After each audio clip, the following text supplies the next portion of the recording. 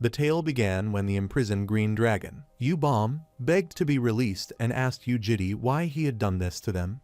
Ujiri stood silently before the swirling portal, turning away without answering. The grieving dragon cried out at Ujiri, asking him if he was satisfied now after she said her ally had ended her own life. Ujiri coldly told the girl she knew the reason they were imprisoned there, and he reminded her that she had taken her own life. Ujiri harshly grabbed her chin and said it was because they had brought this fate upon themselves. He turned away and said he didn't want to hear from her anymore, declaring that everything was over.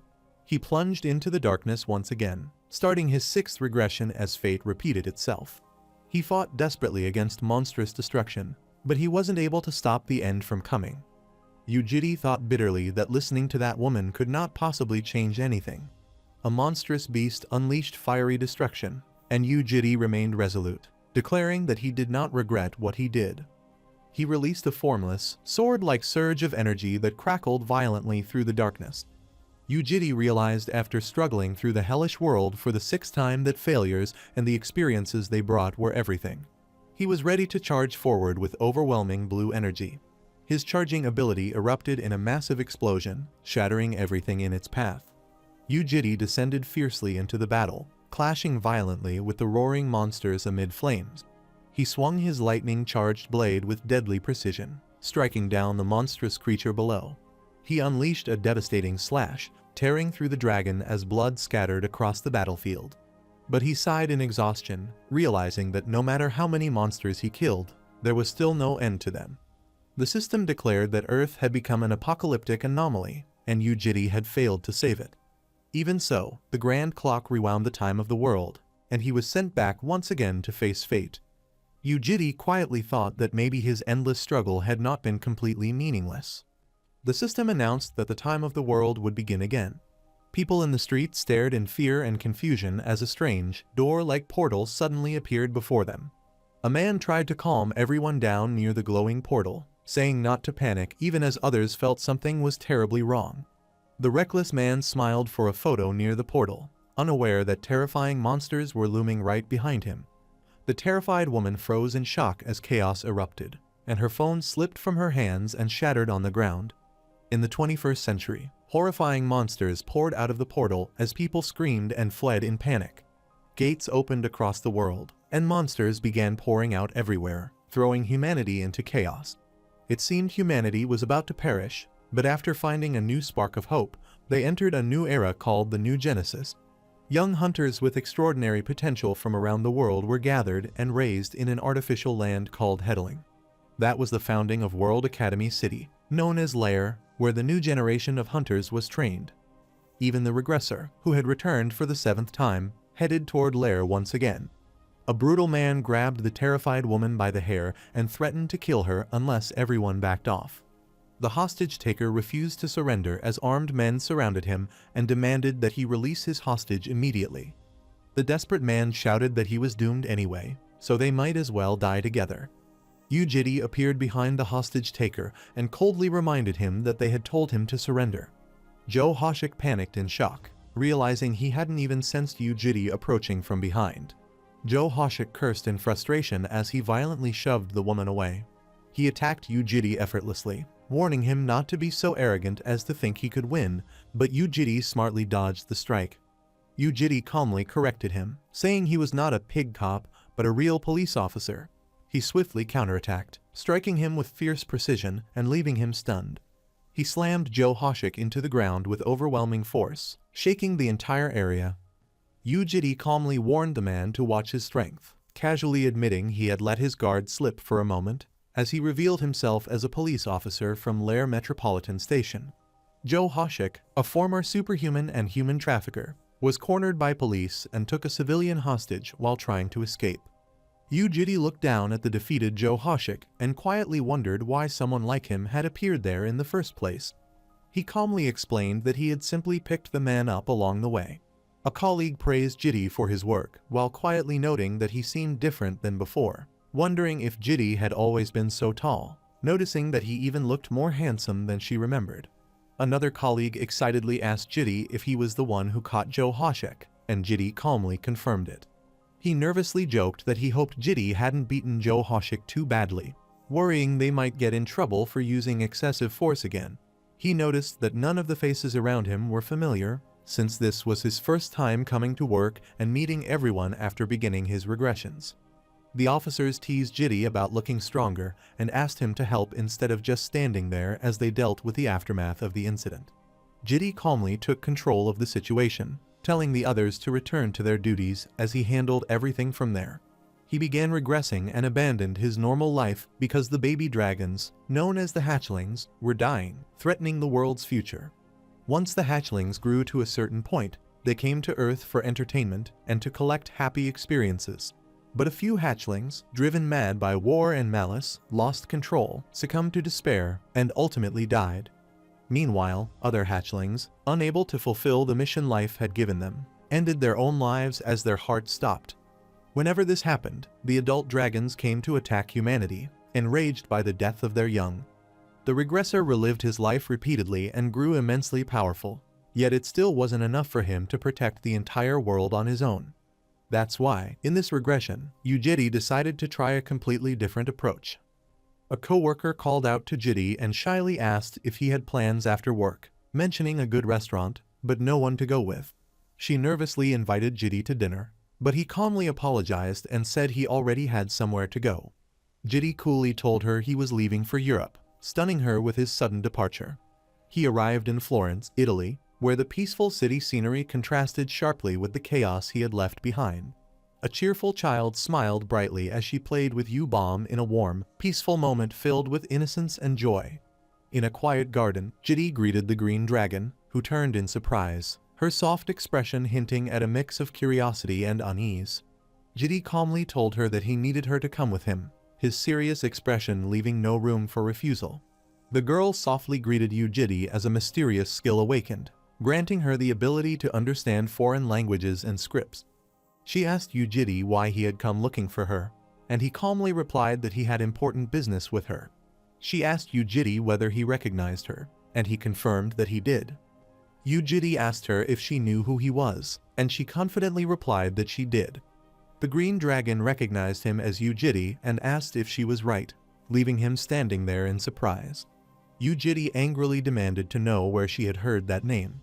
The green dragon teased that his name was written on his chest and then admitted she was joking and actually had no idea who he was or what he did. Looking at Jitty in the garden, she said she was certain of one thing, that he was extremely strong and clearly did not belong in that place. Suspicious of his intentions, she asked him if he had come there to kill her, but he calmly and firmly denied it. Tilting her head thoughtfully, she asked if it could be kidnapping or abduction instead. Jitty replied that her guess was close enough. The green dragon nervously asked him if he was one of those rare humans who felt sexual desire toward dragons, but Jitty told her to stop fooling around. Jitty told her that he intended to protect her in that dangerous world, but warned that if she did not do as he said, he would have no choice but to use rough methods.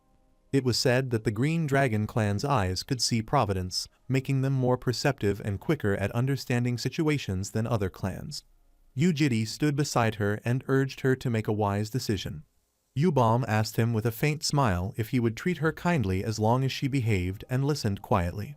After he agreed, she accepted that she had little choice but asked him to promise that he would treat her kindly. She skipped ahead playfully and asked Jitty to treat her kindly like a guest. After staring at her for a moment, Jitty reluctantly agreed, as they sealed the promise with a pinky swear.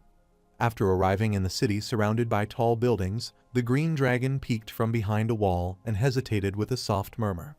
Standing quietly in the room, she wondered to herself if Jitty was awake. As he sat calmly on the couch, Jitty reassured the shadowy figure that everything would be fine if it obeyed, while a skill called Shadow of the Grand Duke manifested beside him. Surrounded by swirling shadows, the clone pledged that it would obey his command and addressed him respectfully as its lord. Feeling nervous, U-Bomb greeted him softly and thought to herself that he looked exactly the same as before. Jitty told her not to mind the other one because it would go to work in his place, while she asked Jitty if he had slept well and wondered if he did not handle his work personally. Jitty explained that the clone was one of his abilities and was still working in his place, and added that he needed to remain by Yubom's side, which she accepted with an awkward laugh. Sitting beside him on the couch, Yubom shyly suggested that they have breakfast, and Yujiri repeated the word in mild surprise. She insisted that they should eat because he had even skipped dinner the night before, but he calmly replied that he was fine. Yubom admitted that it would feel a bit strange for her to eat while the homeowner did not. Yujiri asked her if she ate 3 meals a day and remarked that dragons could live even without eating. Yubom explained that eating was not just about survival, but about enjoying tasty food and feeling energized, and he responded with mild curiosity, asking if that was so. She insisted that Yujiri come grocery shopping with her and declared that she would show him the power of breakfast, despite his repeated claim that he was fine. Yubom took Yujiri to S-Mart, a large and busy shopping center filled with people, to buy groceries for breakfast. While shopping at S-Mart, they drew attention from other customers, who whispered that Yubom looked like a celebrity and that the man beside her was handsome too. As they walked through the supermarket together, Yubom hummed cheerfully while carrying groceries, and Yujiri followed quietly behind her. Yujiri remarked that she had bought more than necessary for breakfast, and Yubom explained that since the kitchen had no ingredients or utensils, she planned to start cooking from now on and needed the basics. Excited, she urged Yujiri to hurry home so she could make breakfast right away, but he told her to leave the groceries at home and eat outside instead. When she asked why, Yujiri told her that there was somewhere they needed to stop first and that she had to come with him. Realizing it was already past breakfast time, Yubom apologized, admitting that shopping for the first time in a while had been really fun for her. As they walked along the street carrying groceries, she reminded Yujiri that they needed to stop somewhere first, but Yujiri said that there were things she would need in order to live there. Yujiri urged her to hurry because they had a lot to do, leaving Yubom confused and full of questions. They approached the eerie old man, who grinned and remarked about the green dragon that she looked truly beautiful, then asked Jiri if the lady was his girlfriend. Yujiri coldly warned the old man to stay silent and do his work if he did not want to lose his remaining eye, leaving the man grumbling in response. At an office, a staff member handed something across the counter to them, and a display of jewelry and items was shown, laid out nearby. Yubom excitedly interacted with a holographic screen while Yujiri stood close behind her, watching carefully as she tried on or activated a device. Holding her new resident registration card issued by the Earth Special City District Office, Yubom marveled that it felt strange to finally have an ID card of her own. As they walked under the sunset, she admitted she had never had an ID, a bank account, or even a hologram watch, and Jiri was left wondering how she had managed to live on Earth all that time. At sunset, Yubom looked up at Yujiri and softly told him that her surname was taken from his, then curiously asked why he chose Bom as her given name. Yujiri explained that he chose the name Bom from the 4 seasons, since dragons were associated with them, and Bom meant spring. Under the drifting cherry blossom petals, Yubom held her new ID close and warmly said she liked that name, making the moment feel like the true beginning of her new life beside Yujiri. As cherry blossoms drifted through the glowing sunset, Yubom reflected that spring was the season when life came into the world and softly called her name beautiful. She looked up at Yujiri with a gentle, teasing smile and shyly confessed that, despite everything, he was still a little scary to her. In a dark, ominous scene, her glowing eyes appeared behind his shadowed figure as she revealed that even now, her eyes were warning her that he was dangerous. Despite sensing the danger in him, she gently told Yujiri that she did not think he was a bad person, catching him off guard as he watched her in silence. Looking at her intently, Yujiri quietly questioned whether she could truly be so sure about him after knowing him for just one day. Yubom confidently declared that her intuition was better than anyone's because she came from the Green Dragon clan, leaving Yujiri standing in thoughtful silence. As Yujiri stood quietly beneath the sunset-lit blossoms, she shyly asked him if it would be all right for her to watch him a little longer, her eyes filled with gentle sincerity. Watching Yubom run ahead with a bright smile, Yujiri had never seen in any previous regression. He quietly followed as she cheerfully invited him to come eat dinner, promising to cook for him. As cherry blossom petals drifted around him, he looked up at the sky and closed his eyes, quietly admitting to himself that this new beginning was not bad after all. In a barren wasteland somewhere on the African continent, The night sky loomed over a desolate, rocky slope, signaling a sudden shift into a darker, more ominous setting. In the desolate wasteland, a red-haired woman with a rifle slung across her back mocked a wounded man on the ground, scoffing at his weakness as he groaned in pain. The injured man, glaring at her, angrily shouted at her, calling her crazy and demanding to know if she really thought she could attack them and walk away unscathed. With a carefree laugh, the red-haired woman violently stomped down on the man, striking him without hesitation. After crushing him under her boot, she mockingly apologized to him for stepping too hard because he was so ugly, then casually asked him if he was still alive as he lay groaning on the rocky ground. She smugly remarked that the victory made it 199 wins out of 199, clearly proud of her flawless record. She smirked and eagerly wondered who her next opponent would be. News reports revealed that South Africa had fallen into major armed conflict due to the terrorist group Barakata, causing thousands of civilian casualties, while headlines also began focusing on a mysterious teenage vigilante known as the Night Hunter, who clashed with both Barakata and the South African Union. After reading the reports about the escalating conflict and the Night Hunter, Ujidi thought to himself that maybe it was about time he made his move. As he worked at his computer, Ubom called him to ask if he was busy and told him dinner was ready, and he calmly replied that he would be there soon. At the dinner table, Ujidi stared silently at the bizarre dish of fish heads rising from a mound of dark food and emitting an ominous purple aura, unsure how to react. Smiling brightly, Ubom asked him what he thought and explained that she had seen a sardine dish in the United Kingdom and believed it would pair well with rice, adding cheerfully that Koreans loved rice. As the ominous purple aura seemed to rise from the sardine dish like it was begging for mercy, Ujidi stared at it in exhausted silence, clearly questioning his life choices.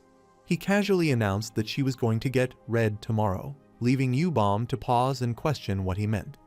Looking slightly troubled, Ubom admitted that it would be difficult to bring her back because she would not come as easily as she had. Sitting stiffly with his arms crossed, Ujidi bluntly remarked that the situation felt awkward. Ubom calmly explained that everyone wanted different things, saying she enjoyed taking her time and building things, but that Yoriam was different from her. She explained that Yoriam loved war and violence and flaunted their strength, warning that trying to bring one by force would be a mistake because to them, subjugation was worse than death. Thinking it over, Ujidi warned that although forcing Yoriam was a mistake, it would be dangerous not to bring her in soon because someone was already after her, and at this rate, Red could end up being killed. With a steady gaze, he told Ubom that if she went with him, they could resolve the matter peacefully. Ubom found it surprising and interesting that Ujidi, typically someone who tried to handle everything on his own, had asked for help, prompting her to wonder what might be wrong. She agreed to help Ujidi, noting that it was rare for him to ask for help, and added that she didn't want Red to die either, but she had one condition. She made it clear that Ujidi had to finish the food she made for him, pointing out that she saw him put down his spoon while they were talking, indicating that he hadn't finished eating yet. Ujidi realized that Ubom had outsmarted him by making him finish the food he had been avoiding, as shown by his thoughtful expression and the realization that she had gotten him. On the other hand, the scene shifted to the African continent, where Yoriam swiftly defeated men in an intense battle sequence.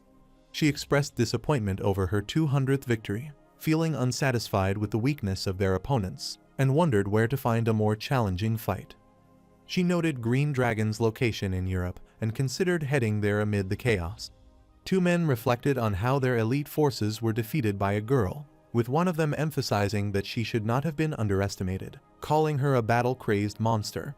They expressed concern that their group was insufficient and urgently needed reinforcement. Suddenly, the Red appeared, confronted the group, and asked what they had been whispering about, causing the two soldiers to react in shock. The soldiers angrily shouted while holding a weapon, ready to fire, with intense frustration visible on their faces. As she was about to attack, bright lights suddenly appeared behind her. She was suddenly struck, causing her to gasp in pain and curse in disbelief. She let out a fierce cry as she swung her weapon with all her strength, preparing to strike. The soldiers were in shock, realizing Yoriam had just slashed away the mana, calling her a monster in disbelief. The armored figure appeared and recognized her as the Night Hunter, while one of the soldiers shouted at him in response to the intense situation. Javier Karma, clad in armor, commanded his team to take the wounded and fall back, while his superhuman ranking as number 8 in the African Union SAN was revealed. Yoriam mocked Javier and, with a playful grin, complimented the power of the recent attack, and then asked if he was the boss in charge. Javier Karma commented on how she appeared younger than expected, to which the Red teased him for falling for her disguise, explaining that she had been wearing a mask before. She playfully remarked that no one had fought her properly without being distracted by her face, while Javier Karma questioned her persistence, asking if she still wouldn't surrender despite feeling the power difference between them. After her weapon broke, Yoriam playfully asked what she would be if she retreated, maintaining her confident attitude. She declared that she would rather die fighting than surrender and live, showcasing her unwavering resolve in the heat of battle. She fiercely clashed with Javier Karma, delivering swift strikes in a dynamic exchange, refusing to back down. She spotted an opening and swiftly took advantage of it, landing a powerful and unexpected punch. Yoriam was surprised and confused when her attack seemed to have no effect, as she noticed no reaction from Javier, who taunted her, suggesting that she had never fought anyone stronger than her, and that all her previous battles had likely been easy. Javier expressed regret over her wasted talent, but firmly stated that he wouldn't engage in her games, preparing for a more serious confrontation. He launched a powerful attack, causing her to recoil in pain and let out a surprised gasp. He activated the powerful Sword of Ra ability, summoning flames around his weapon as he prepared for a decisive strike. Red realized that she couldn't avoid the attack and cursed, bracing herself for what was coming. She was struck by his powerful sword attack, sending her flying through the air with a pained cry as she hit the rock hard.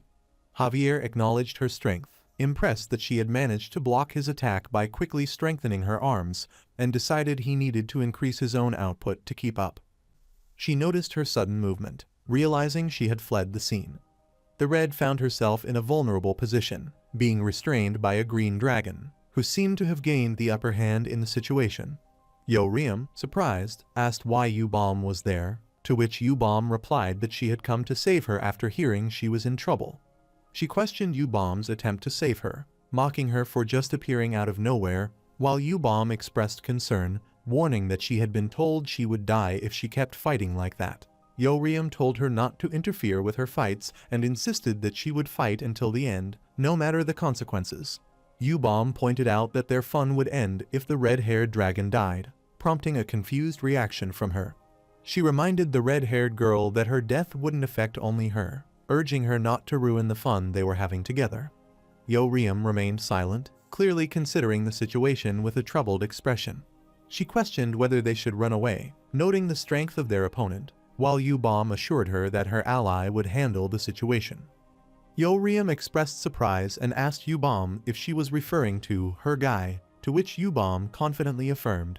She revealed she hadn't come alone, and Ujiri appeared behind Javier, who, seemingly intrigued, asked who it was, unsure of his identity. Ujiri, with a serious expression, commented that he was a chaperone, seemingly unimpressed by the situation. The flashback where Yu-Gil, seemingly confused, noted the scent of Green Dragon's presence, but quickly dismissed it, realizing it wasn't actually her nearby. She encountered Ujiri, who stood there with a curious expression as she asked about his identity. Yu-Gil, with a playful smile, asked Ujiri if he was a bad man, expressing her curiosity and innocence.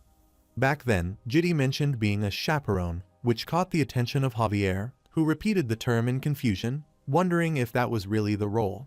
U-Bomb grabbed her sister's arm and warned her to stay back because the situation was dangerous. Jiri told Javier it was too complicated to explain everything and suggested they stop there, leaving Javier confused. Javier accused him of appearing suddenly and talking nonsense, insisting the Red Dragon had crossed the line, while Jiri argued that she hadn't killed anyone. He warned angrily that he didn't want anyone playing games with him. Jiri explained that she wouldn't be out there for much longer and urged Javier to simply let it go. Javier refused to back down, saying he wouldn't leave just because Jiri asked and declaring that the area was under the clan's jurisdiction. He declared that as a clan investigator, he was going to arrest her and Jiri, who claimed to be her chaperone. Javier unleashed a powerful, blazing attack with a fierce shout, sending a shockwave through the battlefield. His overwhelming golden strike erupted upward, blasting through the area with explosive force.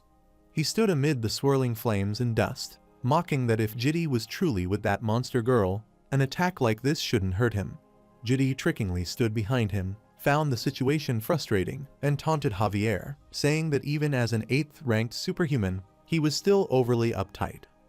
Javier was shocked and wondered when Jitty managed to get behind him.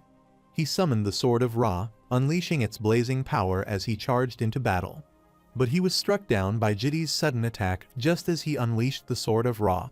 He restrained Javier and calmly told him to listen quietly. He coldly told Javier that it was the unluckiest day of his life.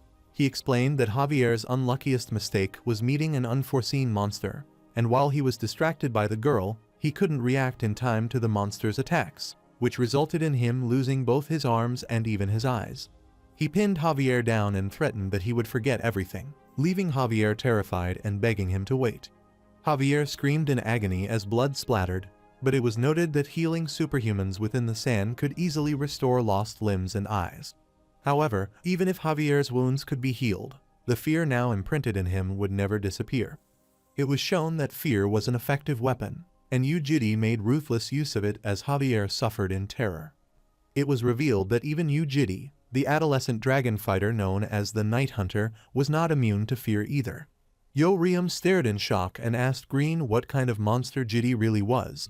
Ubom told her that Jitty wasn't a monster but a human, and Yoriam sarcastically replied that if he was human, then she must be nothing but a lizard.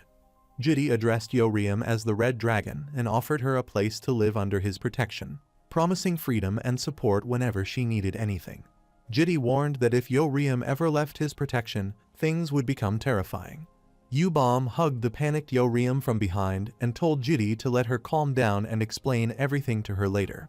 She smiled reassuringly as she held Yoriam, while Jitty remained silent and watched calmly. Jitty firmly renamed the Red as Yoriam, instructing her to remember it, and assured her that he would explain the reason behind it in detail later.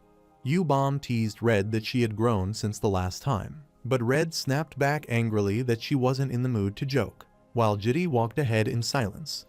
The clone calmly reported to his lord that the situation had been handled.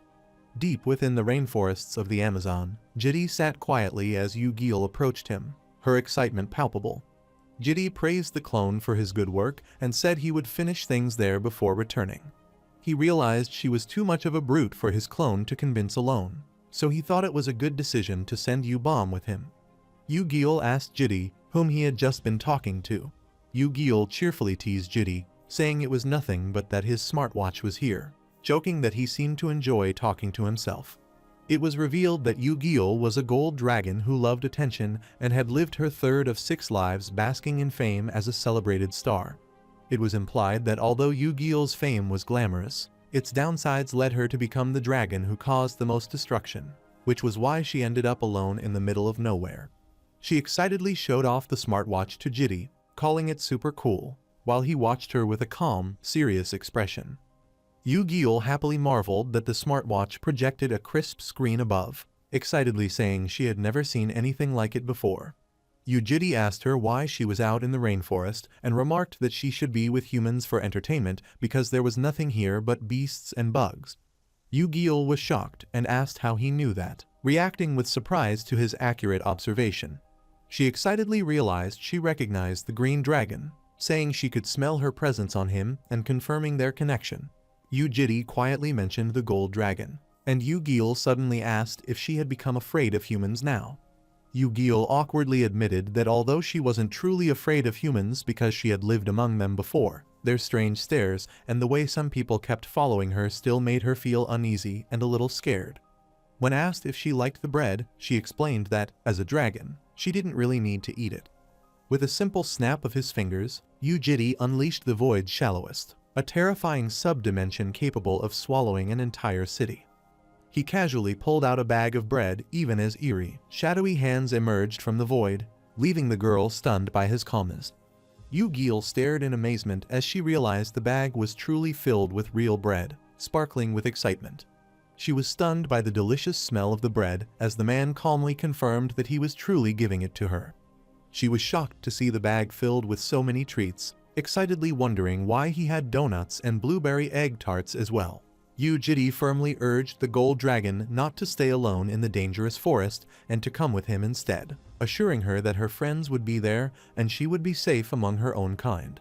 Yu hesitated while eating, saying her mother had warned her not to follow strangers.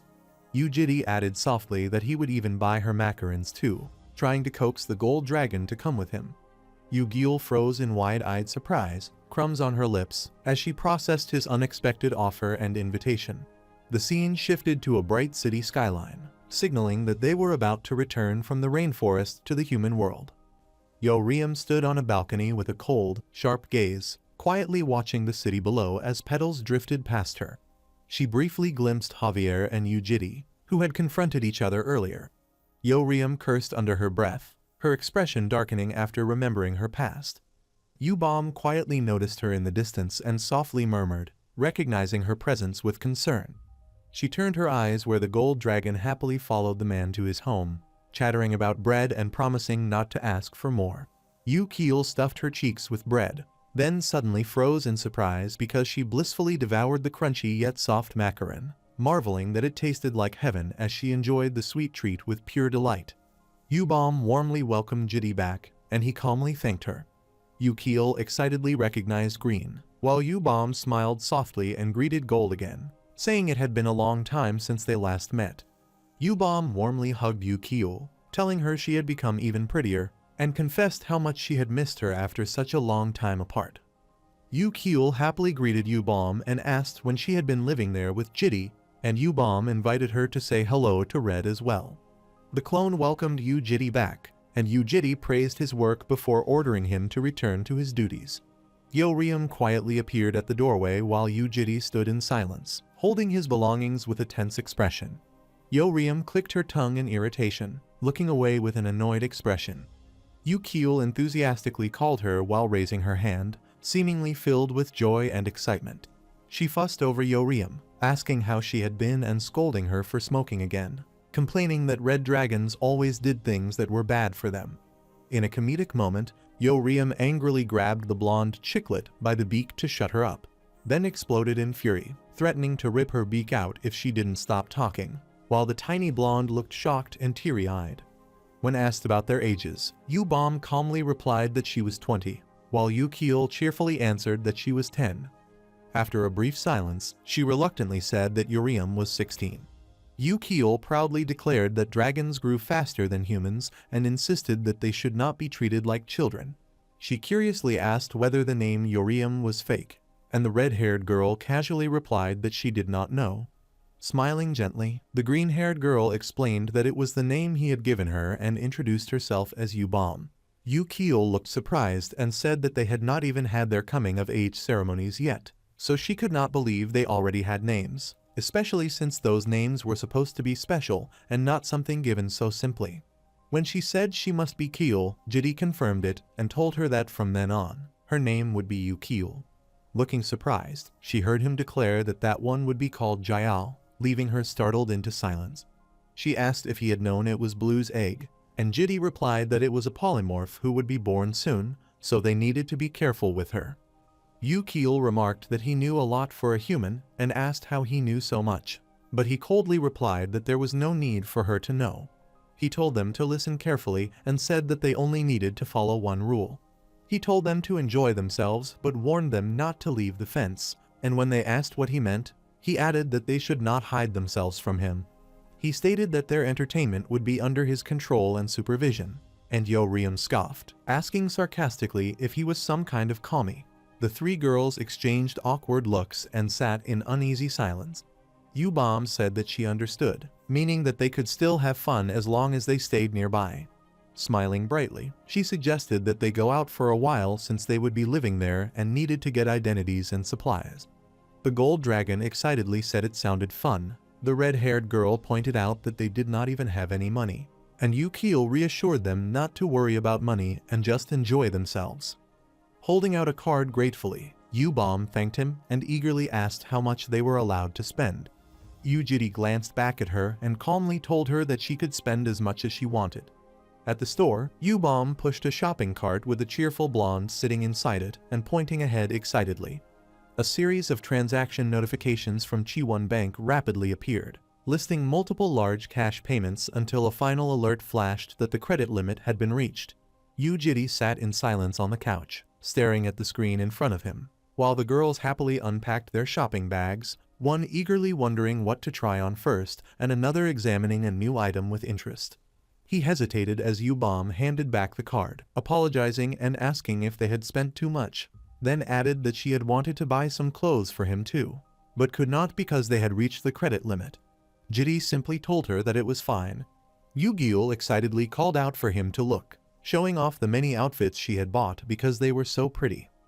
Beaming with pride, she even revealed that she had purchased the same one as his, eagerly asking what he thought. Yeoryum stared silently for a moment before bluntly stating that she had bought that item too, as the blonde excitedly bounced in the background. She added that she had bought that as well, explaining that her original sword had been destroyed. Yu Jiri told her it was a pretty decent sword and asked if she liked it, but she said it was good. She hadn't bought something useless. Yu Gil cheerfully said she had bought some clothes for Yeoryum and urged her to try them on, but Yeoryum flusteredly refused, insisting that she did not need any of that.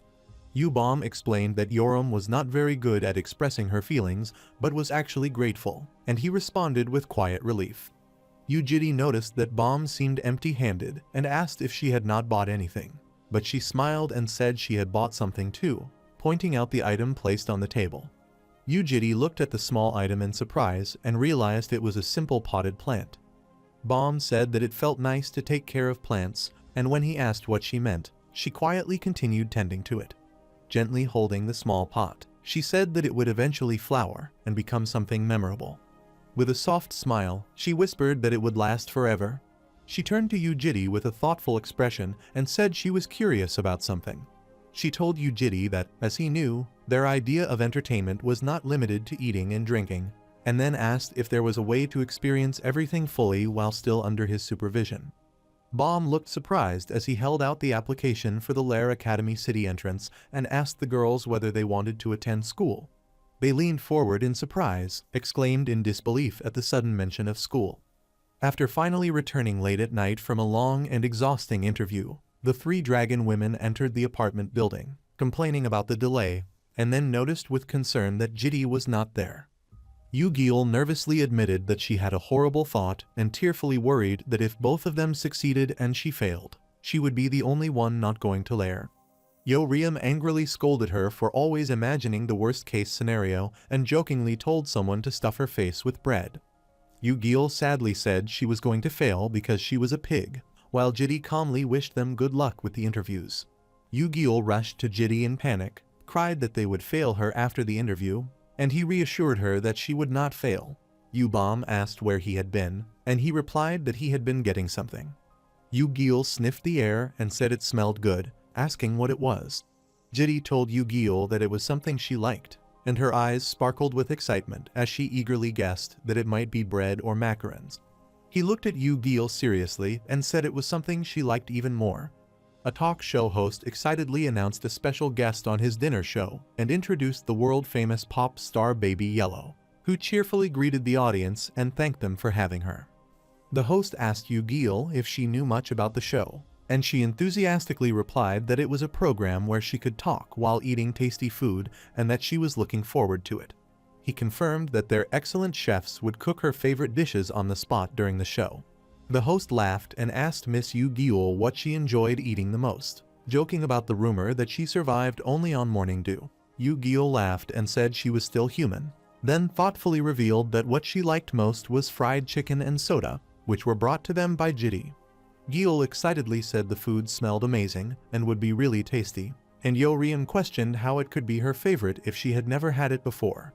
She happily declared that it was going to be her favorite from now on, while Yeoryum held up a drumstick and casually remarked that it was just fried chicken, though it did smell good. Yubom asked Jiri if he was not going to eat with them, and he replied that he was fine and told them to go ahead and dig in. Yubom blushed slightly and insisted that he should eat with them. Jiri answered a call on the balcony, and the caller from Lair's admissions office confirmed that he was Jiri, who confirmed his identity, and the caller explained that they had contacted him about a slight issue during that day's interview. Jiri asked what they meant, said he had not heard anything from U-Bomb, and confirmed that he did not know about the matter. The caller informed Jitty that U-Bomb had made a perfect score in the interview, impressed all the interviewers, and was therefore offered the opportunity to lead the entrance ceremony. The caller confirmed that U-Bomb had received a direct offer because everyone was excited about her, but explained that the problem was that she had declined it. He said it was a great opportunity for U-Bomb and asked Jitty to try to convince her to change her mind. Jitty firmly refused to persuade U-Bomb, saying that if that was what she wanted, then he would respect her decision. Jitty ended the call with a brief, while Yo-Riem quietly approached him on the balcony, sensing something serious had happened. When he asked if the call had been about Green, Jitty corrected her in a calm but firm tone, telling her to call her Bomb instead. Yo-Riem mocked the name as cringy and teased Jitty about playing house at his age, jokingly calling him Blackbeard, which made him ask what she was trying to imply. After a tense silence, Yo-Riem seriously asked Jitty why he was sending them to the lair. Jitty replied that he was sending them to lair to give them what they wanted, and Yo-Riem bluntly answered that what she wanted was a good fight. When Yo-Riem asked if there were strong people at lair, Jitty replied that the best in the world were there, but they were still kids, and she pointed out that he was a kid too. With her eyes blazing, Yo-Riem firmly demanded that Jitty fight her properly. She grinned confidently and admitted that she knew he was strong, but wanted to see just how strong he really was, insisting that if he planned to keep her under him, he should show her what he was capable of. Jitty silently hesitated as he turned away in quiet frustration, while Yo-Riem shouted at him to stop acting boring and come inside to eat. She rudely flipped him off and cursed loudly, rejecting his indifferent response. Yu-Gil cheerfully offered her a bite of food, but Yo-Riem angrily refused and shouted that she would not eat. Yo-Riem reluctantly took a bite of the food and was shocked to realize it tasted amazing. Lair was presented as a remarkable school on the Island of Abundance where gifted superhumans were trained to master their special powers and blessings.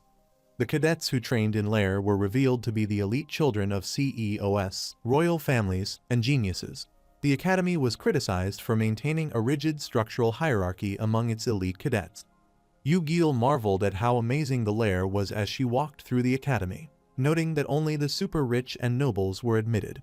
Yu-Gil excitedly speculated that the quiet boy might be a CEO's hidden child, while her sister agreed that he certainly looked the part. She jumped with relief, thrilled to have entered the lair with her sisters rather than fail alone. But she suddenly looked around in surprise, wondering where Yo-Riem and Mister had gone. U-Bomb explained that Yo-Riem went to the Blue Dragon School for practical exams, and Mr. Jitty accompanied her as her chaperone. The academy required adult supervisors to accompany students into the lair so the immature superhumans would not go out of line. She questioned Yo-Riem's extra test, and U-Bomb clarified that Yo-Riem applied for a requirement where cadets must duel each other. Yu-Gil excitedly suggested watching the duel, but she told her they could not, leaving her disappointed and confused. U-Bomb awkwardly explained it would be strange for them to go together, as others began noticing the new girls and whispering about them. At the Blue Dragon School's Kangshan Pavilion, a fierce practical exam duel broke out as cadets violently clashed and knocked each other down. The Kangshan Pavilion erupted with loud clashes as spectators watched cadets battle fiercely across the towering arena platforms. Jitty sat calmly among the spectators while others shouted in shock, urging the fighter not to get hit and to stick to their practice. The professor calmly told the chaperones to relax, warning that their panic was only making the cadets more anxious. A startled chaperone turned toward him in confusion, beginning to ask who he really was. Wei Yuan calmly revealed his identity, introducing himself as the head professor of the Blue Dragon School. He politely greeted the chaperones with a calm smile, while they nervously responded in return. Jitty listened silently as others admired Wei Yuan's dignity, noting that he was not only polite but also a skilled, wealthy war hero. The announcer called for cadets numbered 124 and 7 to enter as he watched with a sharp, focused gaze. Yo-Riem stepped into the arena with a weapon in hand, impatiently hoping the upcoming duel would be interesting. She glared at her opponent and threatened that if the fight was not exciting, she would just run away. The crowd watched Yo-Riem's match begin, teasing each other about placing bets and debating which fighter would win. A spectator recognized the blonde fighter as Sofia Vorkova, noting that she had already been in RIL before arriving here. RIL was introduced as Russia's deadly hunter special task force that played a major role during the Great War. It was described as infamous for brutal training methods that were closer to torture than discipline. The furious Guardian shouted at Sofia, warning her that the higher-ups had great expectations for her performance. Sofia stood unimpressed and embarrassed as her superior cheered for her from behind the fence. Yo-Riem taunted the blonde girl by saying her father seemed anxious and mockingly told her to surrender and go back to her daddy, joking that she would be her papa's girl instead. Sofia coldly warned her to shut her mouth, or she might truly die. Yo-Riem smirked fearlessly and told her to go ahead and try. Two boys commented that Sofia's intensity was expected from someone from RIL and that the redhead was scary too, before being ordered to return to their positions. Sofia raised her fists and took a fighting stance, and Yo-Riem faced her with a confident smirk, ready to battle. The match officially began as the start signal was given, and the bell rang loudly. As soon as the match began, Sofia charged in with a powerful strike, and Yo-Riem swiftly countered, the two clashing head-on with explosive force. Yo-Riem smirked and admitted that Sofia's speed was not bad before swinging her weapon fiercely and telling her to have a taste of it, but she dodged it. Yo-Riem was struck by a sweeping, high-speed strike that slammed into her face and sent her reeling across the ground. During the clash, her clothes were slashed, causing her to curse in frustration that she had just gotten them, while Sofia pressed the attack and forced her back. Sofia quickly rushed back in and drove a powerful punch into her at close range, continuing the relentless assault. She, wielding a staff, clashed fiercely with a red-haired dragon, exchanging swift and powerful blows in an intense battle. Sofia and Yo-Riem leaped toward each other across the arena, charging into a high-speed mid-air clash. Yo-Riem sprang downward from above with a fierce grin, raising her weapon to strike her. Sofia blocked her powerful downward strike, stopping the attack just in time, but the force made her arms crack painfully as she groaned in strain. Yo-Riem grinned fiercely and lunged forward again, pressing her attack as Sofia struggled to hold her ground. She used a sudden trick, feinting low and slipping past Sofia's guard to launch a surprise counterattack. She smirked and called Sofia an idiot, boasting that she had only made the fight seem easy because she was deliberately playing along. She drove a crushing blow straight down onto her, slamming her with overwhelming force. Sofia was hurled backward by the impact, crashing hard against the fence as the force of her attack overwhelmed her. Sofia cried out in pain and shock, sweat beading on her face. Yo-Riem stood over the fallen Sofia with a confident smirk as the referee announced that the duel was over and declared number 124 the winner. She mocked Sofia with a playful laugh, claiming her strength had been overrated, while Sofia stared back in stunned humiliation and disbelief. Yo-Riem dismissed the so-called global elites as mere losers while walking away, as a worried Guardian rushed toward the cage calling out Sofia's name. Two onlookers remarked that Sofia had been completely overwhelmed from the start, noting that the redhead barely seemed hurt and had only been toying with her the entire time. The crowd murmured among themselves, debating whether the redhead was truly that powerful or if Sofia had simply been too weak to stand a chance. As a medic tended to the injured Sofia inside the cage, a bystander cruelly suggested she was only there for her looks and lacked real skill, while another mocked the match as insignificant. Sofia lowered her head in silence, her eyes hidden in shadow as she absorbed the humiliation without saying a word. The nurse said Sofia would recover soon after first aid, but revealed that both her arms were fractured, prompting a strained thanks in response. Despite her fractured arms, Sofia clenched her fist and insisted through pain that she was not done yet and was still fine. Mikolov gently told her she had done her best, but admitted regretfully that, in her current condition, she could not defeat that opponent. He assured Sofia he was not disappointed, saying it was fortunate she faced that opponent now because a loss would ultimately make her stronger. He added that he would personally report the outcome of the match to the higher-ups himself. As the nurse hesitantly tried to get the coach's attention, Sofia suddenly rose with a dark, determined expression, gripping a blade and insisting to herself that she had never surrendered. She had only been pushed back. She declared she was fine as energy surged around her clenched weapon, then called out to Yo-Riem to stop, insisting the fight was not over yet. Sofia suddenly lunged forward with blue energy blazing around her weapon and struck Yo-Riem with a powerful counterattack. Ujidi watched them in silence, his expression dark and unreadable as he observed the sudden turn of events. Yoriam cursed in shock and anger as blue energy lashed around her, reacting to Sophia's sudden and unexpected counterattack. Blinded by rage and humiliation, Sophia screamed viciously at her. The spectators erupted in shock and alarm at Sophia's violent outburst, while several higher-ups watched tensely, realizing the situation had escalated beyond control. Yu-Jitty sat in cold silence, his steady, unreadable gaze fixed on the chaos unfolding before him. Surrounded by crackling blue energy, Sophia drove Yoriam across the arena in a fierce, high-speed charge, slamming her toward the fence. The two fighters crashed violently outside the arena floor, the impact echoing as debris scattered from the force of their collision. Yoriam laughed and taunted that Sophia truly wanted to keep fighting. Caught off guard for a split second, she looked up in shock as Sophia, wreathed in raging blue energy, lunged at her again with a ferocious scream. She brought her energy-charged blade down in a blazing arc, forcing Yoriam back as the blue strike tore through the air between them. Yoriam grabbed her by the hair and, snarling through clenched teeth, threatened to kill her as their brutal struggle intensified. With a savage burst of force, she drove her fist down onto Sophia. Her eyes glowed fiercely as she prepared to strike again, while horrified spectators shouted for someone to stop the escalating bloodshed. Her rampage sent Sophia to the people, who were scattering in panic as Sophia was left bloodied and unconscious on the ground. Bleeding but unyielding, Yoriam declared she was not finished and, with murderous fury blazing in her eyes, vowed to make Sophia suffer the same pain she had endured. Mikolov grabbed Yoriam's wrist and stopped her from stabbing again as she struggled and screamed at him to let her go. The head professor urgently ordered a mage to create an overlap space and announced that the interview was paused for now. The mages raised their hands and cast a spell that activated a glowing magic circle beneath the fighters, creating an overlap space that enveloped them.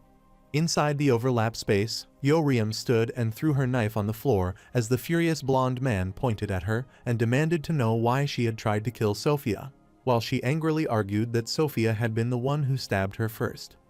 She insisted she acted in self-defense, while Mikolov argued that with her skill, she could have simply knocked Sophia out, and she angrily blamed him for his daughter's behavior. Weiyuan stepped in calmly, told both of them to settle down because they were too heated, informed Cadet Yoriam that an instructor had gone to find her guardian, and suggested she receive treatment first. Yoriam snapped that she was still furious, and Weiyuan calmly replied that he understood her feelings and had watched everything. But he could not allow her to make the situation worse.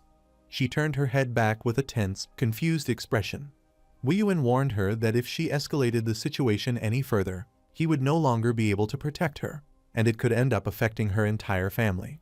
He leaned in close and clarified that he meant the entire Yu family, not just her immediate household, implying that if consequences spread because of her actions, others connected to her, including relatives and acquaintances, could also suffer. He asked her whether she would not be upset if he were in her place and advised that, until her guardian arrived, she should follow his suggestion. A man stepped forward and declared there was no need to wait, revealing himself as Yu-Jitty, Yoriam's guardian, as she looked on in stunned silence. Yu-Jitty sternly told them to stop cornering an injured child and suggested they continue the discussion outside. Yoriam and the head professor stood silently staring ahead in shock and frustration.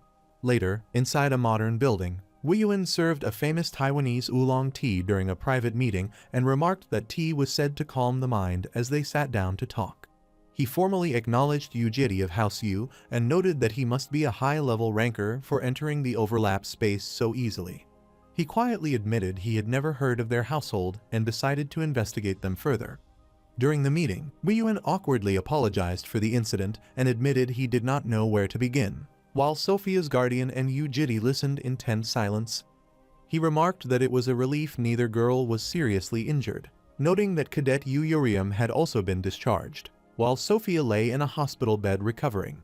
He said there was no need to make a bigger issue out of it, and suggested they resolve the matter since they would keep seeing each other at the Blue Dragon School, promising to handle the rest if they reached an agreement.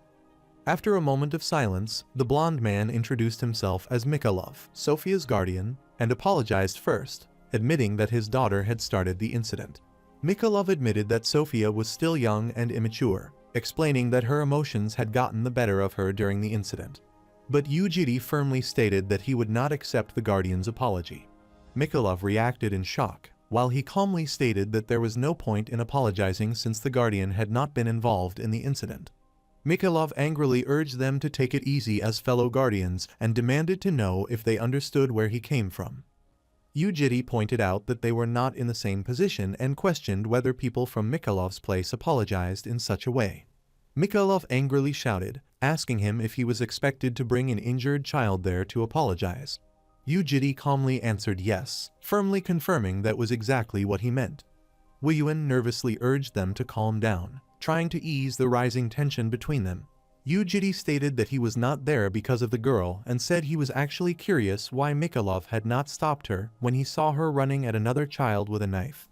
Mikhailov angrily insisted that the incident had happened suddenly and without any warning. Yujiri coldly dismissed his explanation as foolish and asked whether he was not ashamed to use a child as an excuse for his own lack of skill.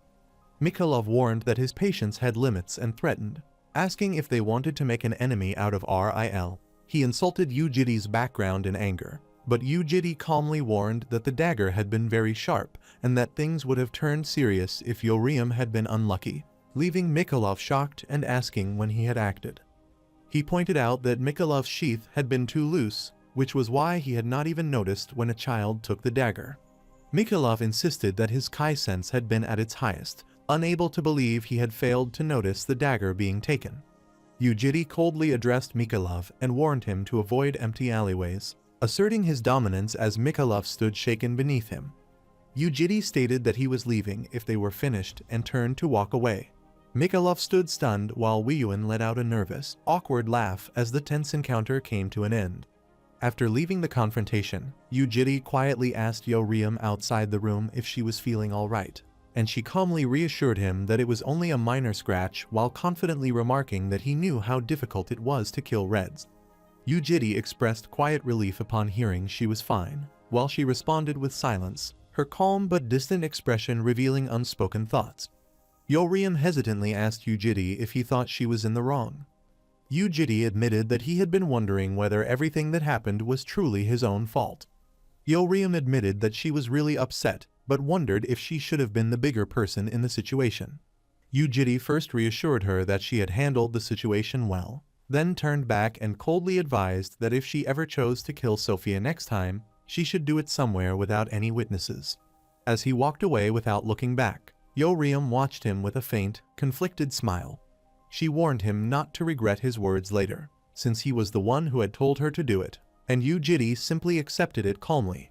He told Yoriam to pack her things as soon as she got home, and when she asked if they were going somewhere, he left the implication hanging.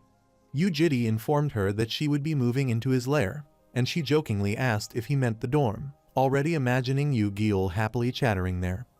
Weiyuan called out to Guardian Yujiri and politely asked if he could spare a moment to talk.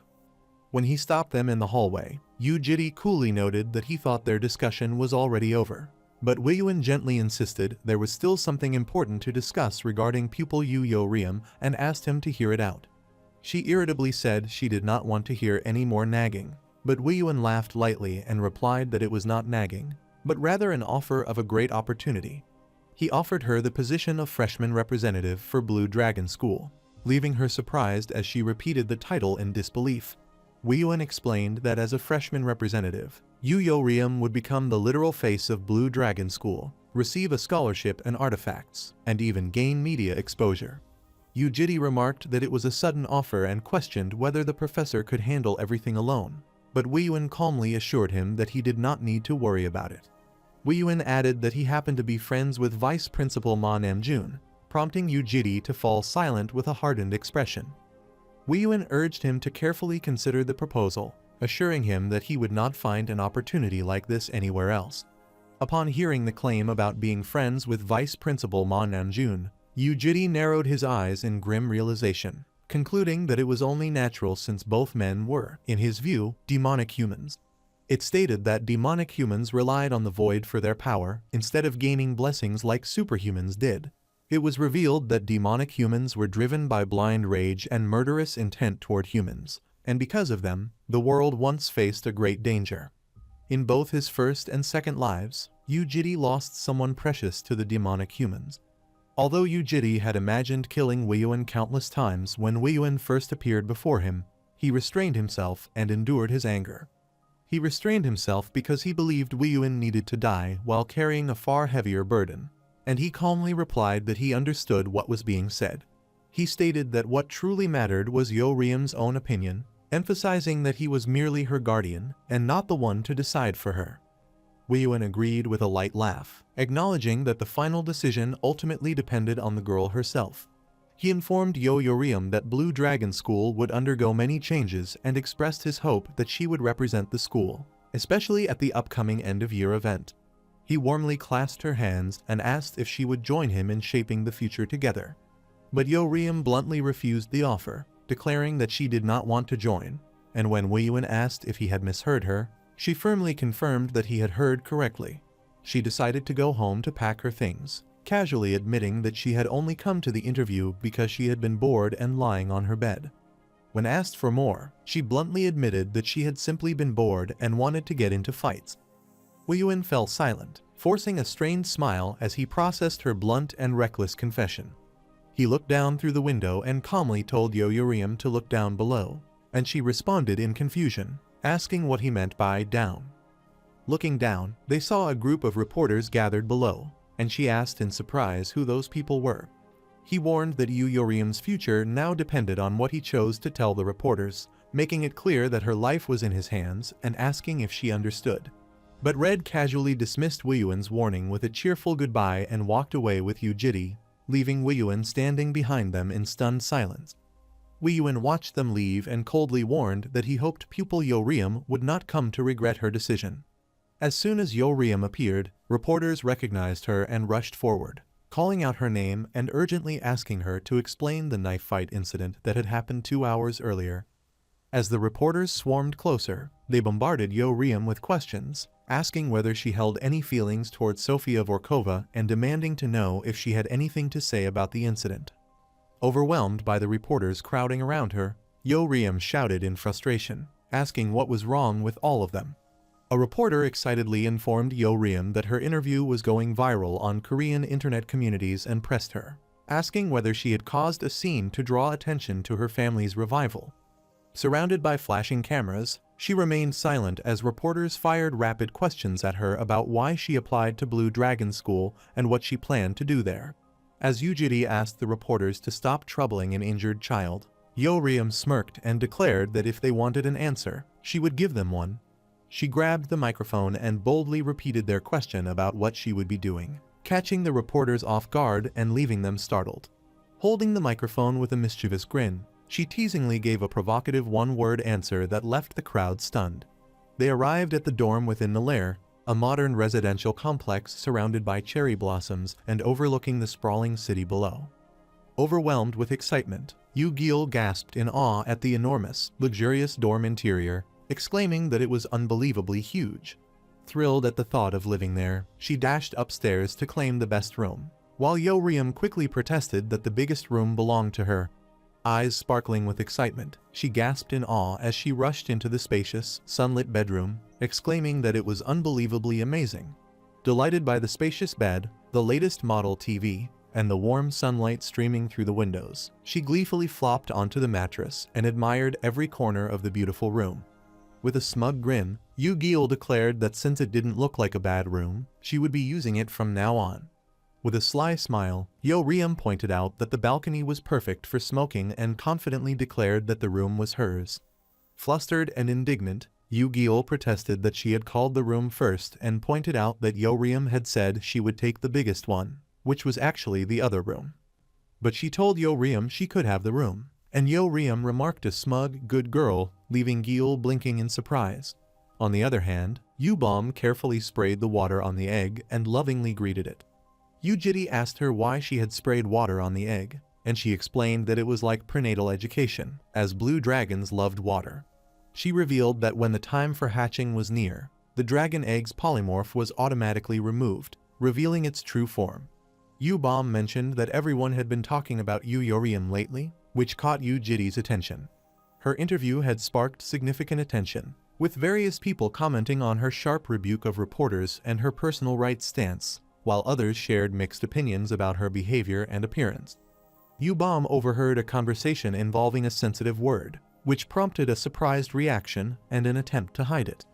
Yeoryum questioned why a certain topic was causing such a stir, remarking that everyone came from the same origin.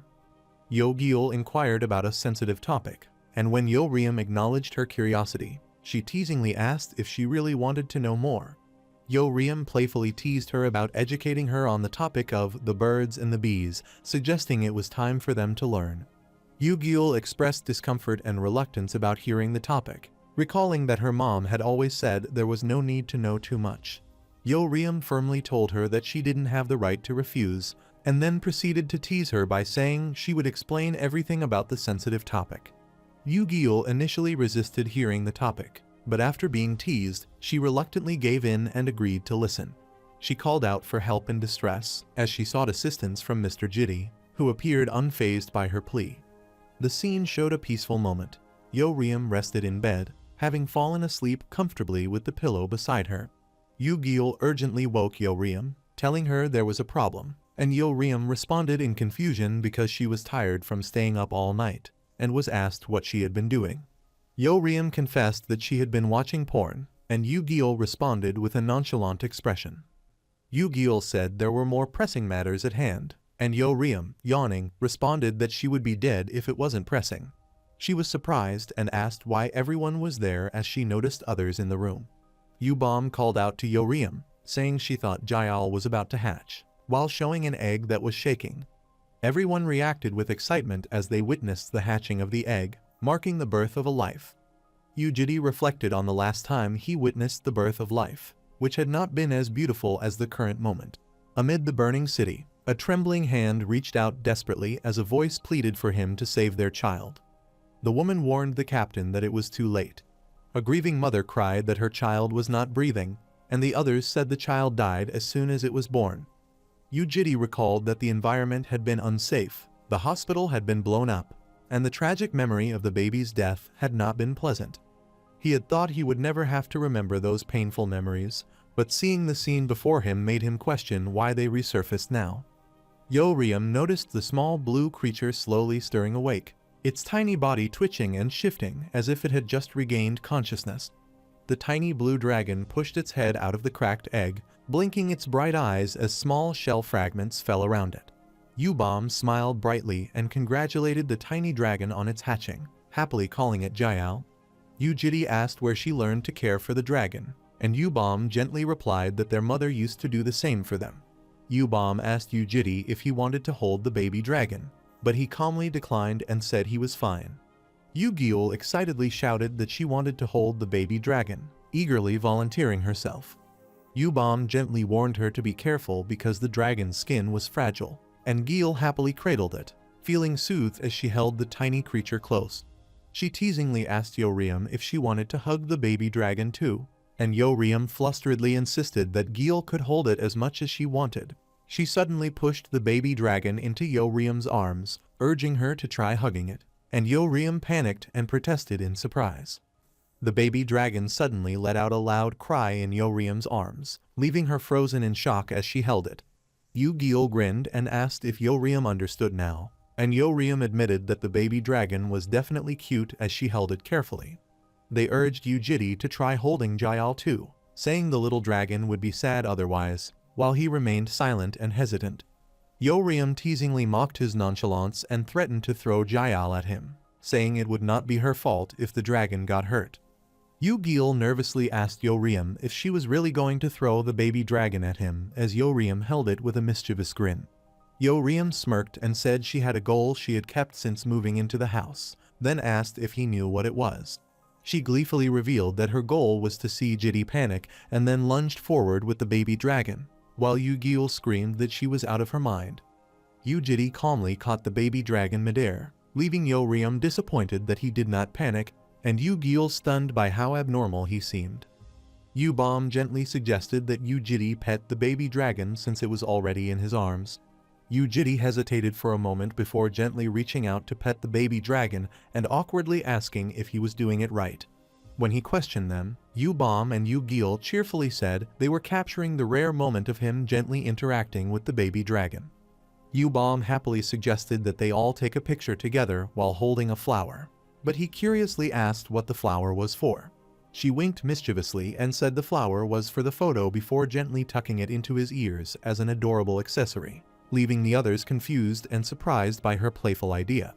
Yu-Jiri stood stiffly with a red flower tucked by his ear while holding the baby dragon securely in his arms, looking serious despite the playful decoration. They laughed and eagerly took pictures, admiring how the flowers suited both Yu-Jiri and the baby dragon, as he impatiently urged them to hurry. Yo-Riem questioned whether it was too cringy. The others cheerfully told him not to be like that and encouraged him to go along with it. Yu-Gil excitedly announced that she would take the picture, counted them down, and captured a cheerful group photo of everyone posing together with the baby dragon. Yu-Bom asked if Jaeal was ready and explained to Yu-Jiri that before the semester started, she planned to teach the baby dragon how to polymorph through magic transfer while gently patting her. Magic transfer was described as the process of flowing mana into another person to teach them a spell. It was revealed that while the student paid no price during the magic transfer, the process slowly consumed the lifespan of the person who was teaching the spell. When Yu-Jiri asked if she was sure, Yu-Bom insisted that Jaeal needed to learn to polymorph since she could not go outside like that, recalling how she, Yo-Riem, and Gil had learned the skill where they once lived, but noting that Jaeal had not learned anything yet. Yu-Bom explained that dragons grow quickly, so she wanted Jaeal to experience all kinds of fun things before she became bigger. Yu-Jiri told her to let him know if she needed help, and Yu-Bom teasingly replied that she thought he did not know anything about magic. She hesitantly admitted she had a favor to ask and softly requested that Yu-Jiri remain by her side to support her while she transferred magic to Jaeal. After he agreed, she teased that he was too far away and told him to come closer and not be shy, but Yu-Jiri awkwardly replied that it was not necessary. Yu-Bom explained that if she became tired during the magic transfer and accidentally dropped Jaeal, Yu-Jiri would have to catch her, tearfully adding that she would die from guilt if the baby dragon were hurt. After a brief silence, he sighed and agreed, moving closer to sit beside Yu-Bom as she prepared to transfer the magic to Jaeal. Blushing as she leaned close to him, Yu-Bom murmured that it was hard, then quickly flustered and clarified she had just meant the couch was hard when he turned and asked what she meant. Trying to compose herself, she awkwardly explained that the couch was full-grain leather, then cleared her throat and said she would begin as glowing magic started to swirl around her and Jaeal. A few days later, after days of magical strain, Yu-Bom collapsed forward in exhaustion as the swirling energy faded, weakly mumbling that it was finally over. Yu-Jiri praised her effort as she lay drained on the couch with Jaeal resting on her, and she tiredly returned the compliment, thanking him for his help. Still unsteady from exhaustion, Yu-Bom told him she would rest in her room and asked him to feed and burp Jaeal, adding that he should wake her if anything happened before she shuffled off. As she suddenly lost her balance from exhaustion, Yu-Jiri quickly caught her in his arms before she could fall, both of them startled by the sudden closeness. He, looking concerned, told her he would take her to her room, and she stared up at him in flustered surprise, her face flushing at his words. As he carried her bridal style down the hall, she shyly admitted it was a little embarrassing to be held like that, and Yu-Jiri dryly replied that she must still have enough energy to joke. As he carried her down the hall, Yu-Bom shyly asked if she was too heavy, and when he gently replied that she was light, she realized how unexpectedly comforting his quiet reassurance felt. After tucking her into bed and making sure she was resting peacefully, he quietly lingered at the doorway for a moment before softly closing the door behind him. As Yu-Jiri stepped away from her door, he suddenly sensed a surge of magic, turned sharply in alarm, and realized something unexpected had already begun. He stared in stunned silence as the blue dragon baby finished transforming, the swirling magic fading to reveal a blue-haired girl standing where the tiny dragon had been. The newly transformed blue-haired girl knelt on the floor with teary eyes, looking small and vulnerable. Overwhelmed and unsure how to react to the sudden transformation, Yu-Jiri stood in stunned silence before finally breaking the tension with a hesitant, awkward greeting. At the Lair District Police Station, officers praised Yu-Jiri for single-handedly capturing criminals that the entire superhuman investigation team had failed to catch for months. joking that the chief had looked ready to cry from happiness. The team leader cheerfully offered to treat Yujiri to a meal, flashing a card and boasting it was on him, only to be teased by a colleague about using the corporate card, prompting him to sheepishly laugh and clarify he meant just the second round. But Yujiri announced he had business to attend to and would leave early, while his colleague let out a resigned sigh. As they walked outside, his colleagues teased Jiri for leaving early again and going straight home lately, jokingly suggesting it was suspicious and wondering if he might have gotten himself a girlfriend. Calmly brushing off their teasing by saying it was nothing like that, Yujiri excused himself and quietly took his leave. As Yujiri walked away, his colleagues shouted after him, joking that he should just admit it if he didn't like them and insisting they would trust his word that it wasn't a girlfriend. As a woman recounted a recent conversation through her loved one while walking past Yujiri beneath the trees, it was revealed that the one currently working in his place was none other than the shadow of the Grand Duke, Yujiri's clone. The skill once belonged to the Grand Duke of the Demon World, used to control a distant dukedom. But after killing the Grand Duke and becoming the new master, it transformed into Yujiri's clone. The clone walked through the park with a composed expression, then spotted Yujiri sitting alone on a bench in the distance and turned her gaze toward him thoughtfully. She, approaching Yujiri with a respectful demeanor, asked if he had called her. She, confused by his calm demeanor, noticed Jayal, now transformed into a child and perched on his lap, with a look of surprise. Yujiri introduced the transformed Jayal, now in her human form after getting a haircut, and the woman nodded, observing her new appearance. As Yujiri sat with Jayal in his arms, a passing couple commented on how the baby sat so quietly, remarking that the pair looked perfect together, though the woman nearby seemed to grow a bit irritated. The clone gently asked him to hold the baby, but the baby glanced sideways with a sly expression, leaving her staring back in stunned confusion with a bead of sweat on her face. Yujiri explained to the clone that even if he did not hold her, she was capable of walking on her own. The clone asked him why Jayal had been brought outside when Balm, Uriam, and Gil were at home. Yujiri explained that Balm was bedridden due to the aftereffects of mana transference. Gil excitedly begged to go shopping with her older sister, but she was firmly refused, leading him to conclude that they were not ready. The clone lowered her gaze and softly said she understood, but he asked her what she wanted to say.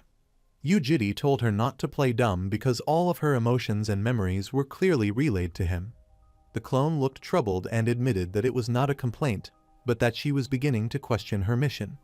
She explained that those who had owned her never wanted her to live an ordinary life, instead using her for meaningful missions such as killing someone who needed to die or sending her to positions where his influence had to be demonstrated. She admitted that Yujiri was only trying to live an ordinary life, but for someone as inadequate as herself, it was difficult to understand. The clone apologized if her words had made him uncomfortable, and he said he understood she might think that way since she was ultimately a sentient being. Yujiri told her that there was something she needed to do in the near future and to keep working until then, adding that since the teammates were going to grab a drink, she should go get one as well. The clone looked down solemnly as she was told that soon she would no longer be able to see them, and she quietly replied that she understood. He turned his gaze toward a warm scene where a woman happily pushed a child on a panda ride, the child laughing and saying she loved her mom, making him realize how much she cherished moments like that. The child happily hugged the large panda toy while Jayal stood in silence, glancing at the panda toy. Yujiri asked her if she wanted one, and after briefly invoking a mysterious void ability, he pulled out a blue teddy bear and offered it to her, noting that it was a little different from the other one. Jayal carefully accepted the blue teddy bear into her arms, staring at it in surprise before her eyes lit up with quiet joy. Yujiri gently asked her if she liked it as she carefully held the blue teddy bear in her hands. After setting the teddy bear down, Jayal suddenly stood up and walked toward him, leaving him watching in slight confusion. Yujiri gently lifted her into his arms and asked her if she wanted more, admitting that he did not have any others with him right now. Jayal looked at him, touched his face with both hands, and leaned forward until their foreheads touched, closing her eyes softly as leaves drifted around them in the quiet park. As she kept her forehead against his, Yujiri questioned why she was suddenly acting that way and whether it could mean something more. He then wondered if she believed mana transference was a form of showing affection. remembering how it had left someone bedridden before. He glimpsed fragments of his past, recalling a blood-stained figure crucified before a glowing cross and a fierce battle against monstrous enemies amid flames and destruction. He remembered standing amid raging flames as dragons swooped down from the sky, facing them head-on in a battlefield filled with fire and falling embers. After remembering his past, he stood holding her in his arms. Jael looked up at him in confusion, but he met her gaze with a faint, knowing smile. Jael took his hand and walked beside him, dragging the teddy bear under the pink sky. Yujiri looked up at the sunset sky, then lowered his gaze in quiet thought, murmuring that she was already on her way. Gil approached, waved excitedly, and called out to them. Gil ran up and tightly hugged the blue-haired girl while excitedly saying she had been to the shopping district, as Yujiri asked where she had been. She hugged Jael closely and smiled with a blush, teasingly asking if she was happy because she received a gift from Mr. Yujiri asked her if she could read her mind, and Yu-Gil cheerfully explained that dragons could share feelings and thoughts through skin contact, especially by touching foreheads. She explained that it was simply like a skinship used to express feelings, and Jidi admitted that he did not know that. She teased with a laugh that she had never thought there would be something Jidi did not know. Jidi frowned slightly and asked what was behind Yu-Gil, who smiled knowingly and revealed the guitar behind her, gently strumming it to show what Yujiri had noticed. She cheerfully said she had bought the guitar to express her feelings without needing skin contact, then confidently asked if she did not look like a real musician while posing with it. She energetically declared that she would try her best as she played the guitar. Yujiri stared ahead in silence as he recalled his previous life, remembering the blood-soaked scene where Yu-Gil had sat gravely injured on the ground beside a broken guitar and scattered syringes. He looked tense and troubled, while Yu-Gil's shadowed expression reflected the pain and despair of that tragic moment. Back then, Yu-Gil had winced and complained that her fingers hurt while holding the guitar. Yujiri told her not to try too hard, and when she asked why she should not, he replied that he did not think she should overextend herself. He looked at her seriously and asked if Yubom was awake. Yu-Gil told him that Yubom was still asleep and had a fever, and he explained that it could not be helped because Yubom had overworked herself due to the mana transference. Yujiri asked about Yuyorium, and Yu-Gil replied that she had been shut in her room watching dramas, and noted she had never seen her interested in anything other than fighting. As they arrived home, she reminded Jael not to forget to wash her hands, but Yujiri remained silent, his eyes dark and thoughtful as he fell into deep contemplation. Yu-Gil wondered aloud if Yubom would be awake by now, just as he suddenly placed a hand on her shoulder. He firmly told Yu-Gil to take Jael to her room immediately and to stay there until he said she could come out. When Yu-Gil asked why it was so sudden, Yujiri darkly urged her to hurry, his expression tense and commanding. Yu-Gil nervously agreed and quickly took Jael to her room, asking her if she wanted to read a book together. Yujiri stood silently in the hallway for a moment before reaching out and firmly grasping the door handle. He quietly entered the room, his face tense and shadowed as he remained silent while looking ahead. As he stepped inside, he found several armored intruders with glowing markings standing in the dark room, confronting him in silence. One of the armored figures demanded to know who had done that to the green dragon, Yubom, then turned to Yujiri and coldly asked if it was him. The Guardian was revealed as a powerful dragon who once used subjugation magic to bind monsters and humans with leashes, turning them into enslaved knights to protect their lairs. Among those enslaved knights, a few exceptional guardians were entrusted with protecting young hatchlings, serving as elite bodyguards whenever the dragons went out for amusement. Yujiri realized that they had used sleep magic on Yubom as she lay unconscious, and he stated it with a cold, steady gaze. An armored figure angrily demanded that Yujiri answer whether he was responsible for making the green dragon like that, while Yujiri faced them calmly without backing down. He coldly stated that if Yujiri were in someone else's house, he should introduce himself first, then asserted that only the strong had the right to ask questions, declaring that as a mere human, Yujiri had no such right. As dark energy swirled around him under the technique called Dark Clarity, Yujiri calmly observed that it was a pretty high-level protection barrier magic. They warned Yujiri that it was his last chance and demanded to know what he had done to Green, ordering him to answer. Yujiri calmly explained that the blue dragon had been born.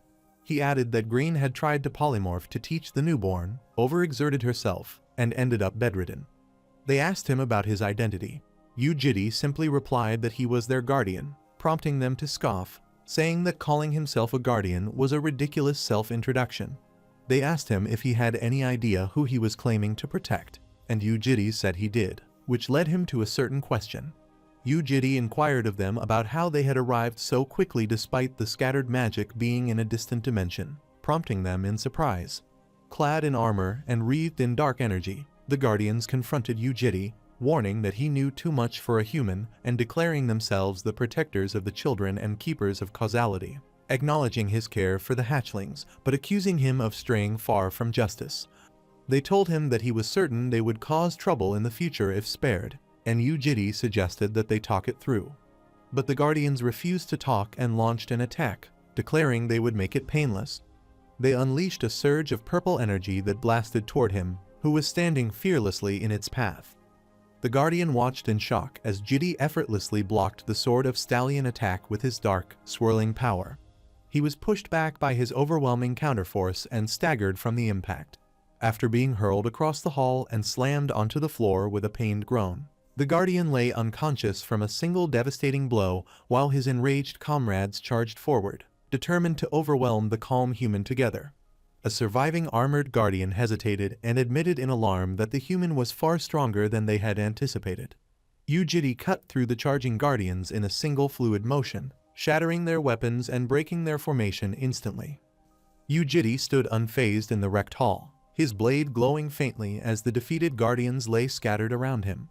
A wounded Guardian realized too late that something was wrong, reflecting that a mere human should never have known about them while watching over the young dragons.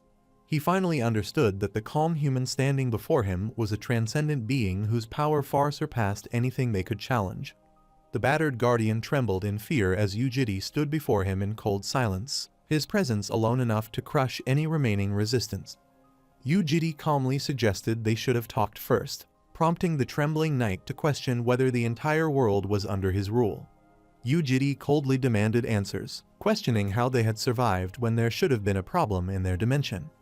The Guardian revealed that they survived because of a twist in dimensions, explaining that their lord had opened a portal connecting the dragon's nest to this world. He explained that due to an unknown cause, their dimension became twisted and they were cast out into the dimensional boundary. Yu-Jidi pressed for details about the twist of dimension, and the kneeling Guardian replied that their lord once mentioned something called the Horizon of Providence. He explained that the twist of dimension occurred because the power of the Horizon of Providence disrupted the dimensional balance, causing other dimensions to collapse and warp around it. Yu-Jidi sensed that something was wrong, realizing that in none of the previous regressions had there been any mention of the twist of dimension or the Horizon of Providence, concepts entirely unfamiliar to him. He reflected that this run was unlike the previous ones, noting that it was the first time the Green Dragon's Guardians had come to seek him out. He questioned whether the Horizon of Providence had enabled their arrival, wondering if that mysterious power was the reason they managed to reach his world. The Guardian clarified that it was a will existing beyond the Horizon of Providence that helped them, prompting Yu-Jidi to question what that will could be. He explained that a mysterious will guided them through the dimensional chaos, leading them to the place where the hatchlings were hidden. Yu-Jidi narrowed his eyes and murmured that he needed to confirm something, his thoughts clearly racing. He pressed his hand against the Guardian's head and commanded him to look into his eyes, preparing to peer directly into his thoughts. Activating the scales of balance, taken from the Grand Duke, Yu-Jidi used the eye that discerned truth and falsehood to extract the absolute truth from the Guardian. After confirming with his discerning eye, he concluded that the Guardian was indeed speaking the truth. Yu-Jidi stated that he had eliminated every potential threat to the world in advance, preparing for a crisis exactly like this one. Having inspected and rechecked the dimensions countless times, he grew troubled and questioned why something unknown was appearing once again. The Guardian hesitantly told that the will beyond the horizon sounded dissatisfied, almost like a curse, and suggested it might have been created from the core power of the Green Dragon. Yu-Jidi fell into deep thought, then slowly lowered his hand and seized the Guardian's chest tightly, lifting him with crushing force as the armored knight gasped in pain. As he pulled his arm back after successfully opening the chest, he froze mid-motion, his breath catching when he saw a strange, dark energy beginning to gather within the Guardian's chest. Activating the authority of the Grand Clock, Yu-Jitty detected the twisted flow of time and unleashed golden chains to restrain and identify the hostile force emerging from the Guardian. Through the authority of the Grand Clock, he rejected the distorted timeline, identified the foreign force as an existence outside the world's flow of time, and bounded for thorough investigation. Holding the glowing hourglass, he realized that although this authority had always remained with him, except during regressions, there was nothing he could do for now but wait.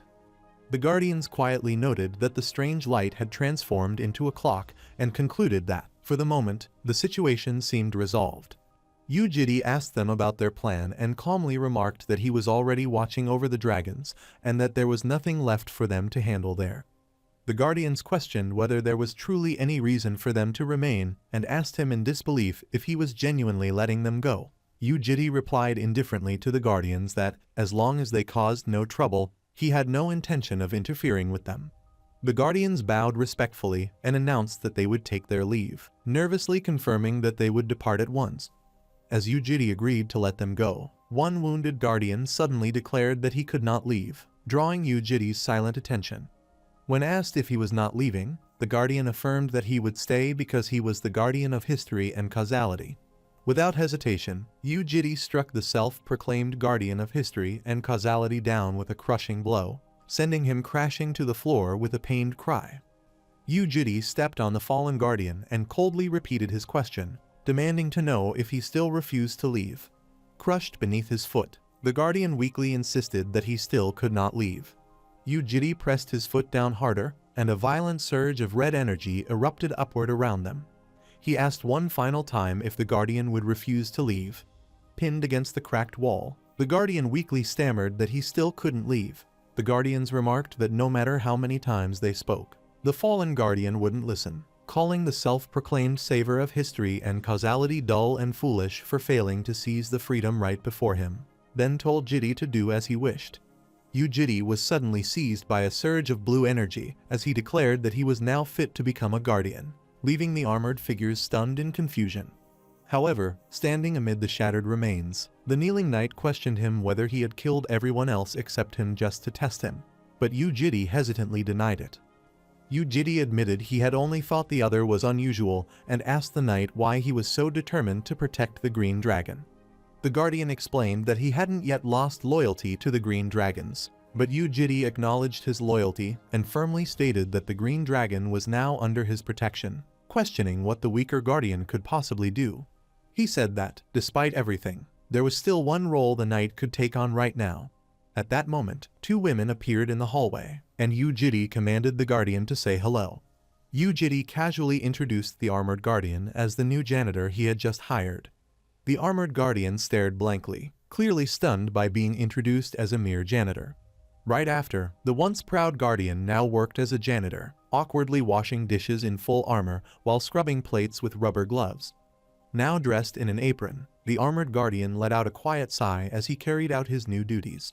Remembering how he had been introduced as a janitor, the armored Guardian protested in disbelief, only for Yu-Jitty to calmly ask if he didn't like the position. Still confused about his new role, the Guardian questioned what being a janitor had to do with protecting dragons, admitting he simply didn't understand. Yu-Jitty reminded him that he alone was enough to protect the dragons, yet he had still created a position for him, warning coldly that if he couldn't even handle janitor work properly, he would destroy him, so he'd better do his best. While scrubbing dishes in full armor, the Guardian sighed to himself, wondering how he had ended up like this. Noticing the armored figure, Yu-Bom guessed he was a Guardian from Ascalia, and then he quickly worried over her condition when she saw him.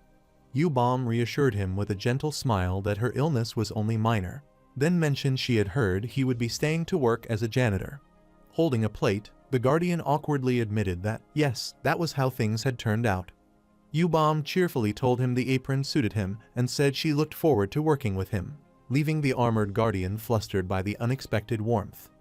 At her suggestion that he handle sweeping or washing dishes, the Guardian suddenly flared with determination, pledging dramatically to take care of everything and swearing that not even a single drop of water would touch Yu-Bom's hand. But Yu-Bom awkwardly muttered that it had been an expensive one. Jael tried on several adorable outfits, from a bear onesie to a little school uniform, and even a frilly black dress, while Yu-Gil happily snapped photos, squealing over how cute she looked. Yu-Gil excitedly asked where the cute clothes had come from, and Yubom explained that she ordered them as soon as she recovered, then warmly asked Gil how she liked them. Jael blushed shyly as she realized that they thought she loved them.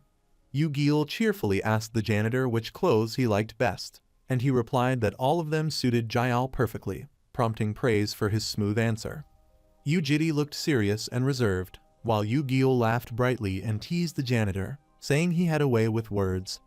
Jitty remarked that Gil still seemed to be playing the guitar, catching her off guard. Yu-Gil awkwardly explained that she only played guitar in her free time, while Yubom defended her, and Yu-Jitty admitted he had not meant to sound harsh. He said that he had not seen Yoriam all day and wondered if she was still in her room watching dramas. The janitor hesitantly explained that he had gone to clean Lady Yoriam's room but was turned away. He worried that Lady Yoriam looked unwell when she angrily dismissed him from her messy room, and it was suggested that she probably had not slept at all. Yu-Jitty fell silent, his sharp gaze darkening as he absorbed the troubling news. He entered Yuriam's room and found her sitting on the floor in a messy space filled with cigarette butts and empty cans, holding a drink and looking worn out. Yuriam irritably asked why he had come so suddenly, and he replied that he just wanted to check if she was still alive. Yu-Jitty noticed a dramatic show playing loudly on the screen, questioned whether she had been watching it, and she casually asked if he had seen it too. She mentioned that the show ran up to 7 seasons, but bluntly criticized it for having a terrible story and poor historical accuracy. He told Yuriam not to watch the show if she thought it was terrible, and Yuriam sarcastically responded that he must be a genius for suggesting it. Yu-Jitty turned away from Yuriam and told her to come out because he had something important to tell her, leaving her confused. Yu-Jitty announced that they were going to deep clean the house that day, holding Jael. They sat in surprise as the janitor stood behind them, questioning why Yu-Jitty had suddenly decided on a deep clean. Yu-Jitty told them that even if they did not care for humans, they should at least live properly while on Earth, specifically calling out Yuriam and Gil for keeping their rooms too messy. Yu-Gil flusteredly demanded to know when he had entered her room, protesting that her mother had taught her no one could enter another dragon's lair without permission.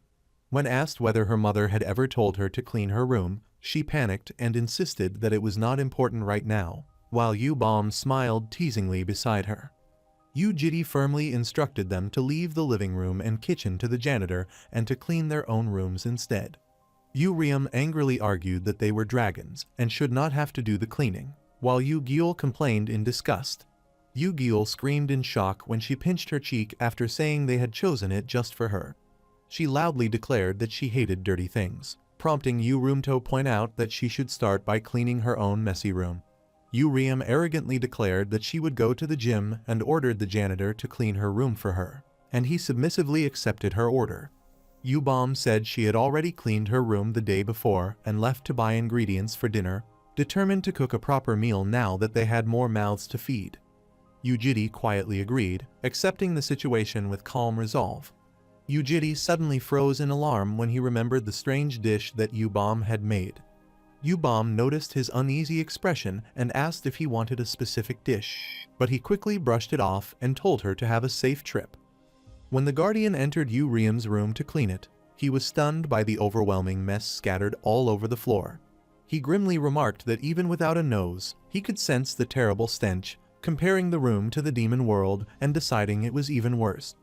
The Guardian recalled that Lady Yuriam had looked unwell and, seeing the filthy bowl of cigarette butts, wondered if she was somehow training her poison resistance in such a toxic environment. He resolved to begin cleaning with the larger trash first, picking up bottles and cans scattered across the room.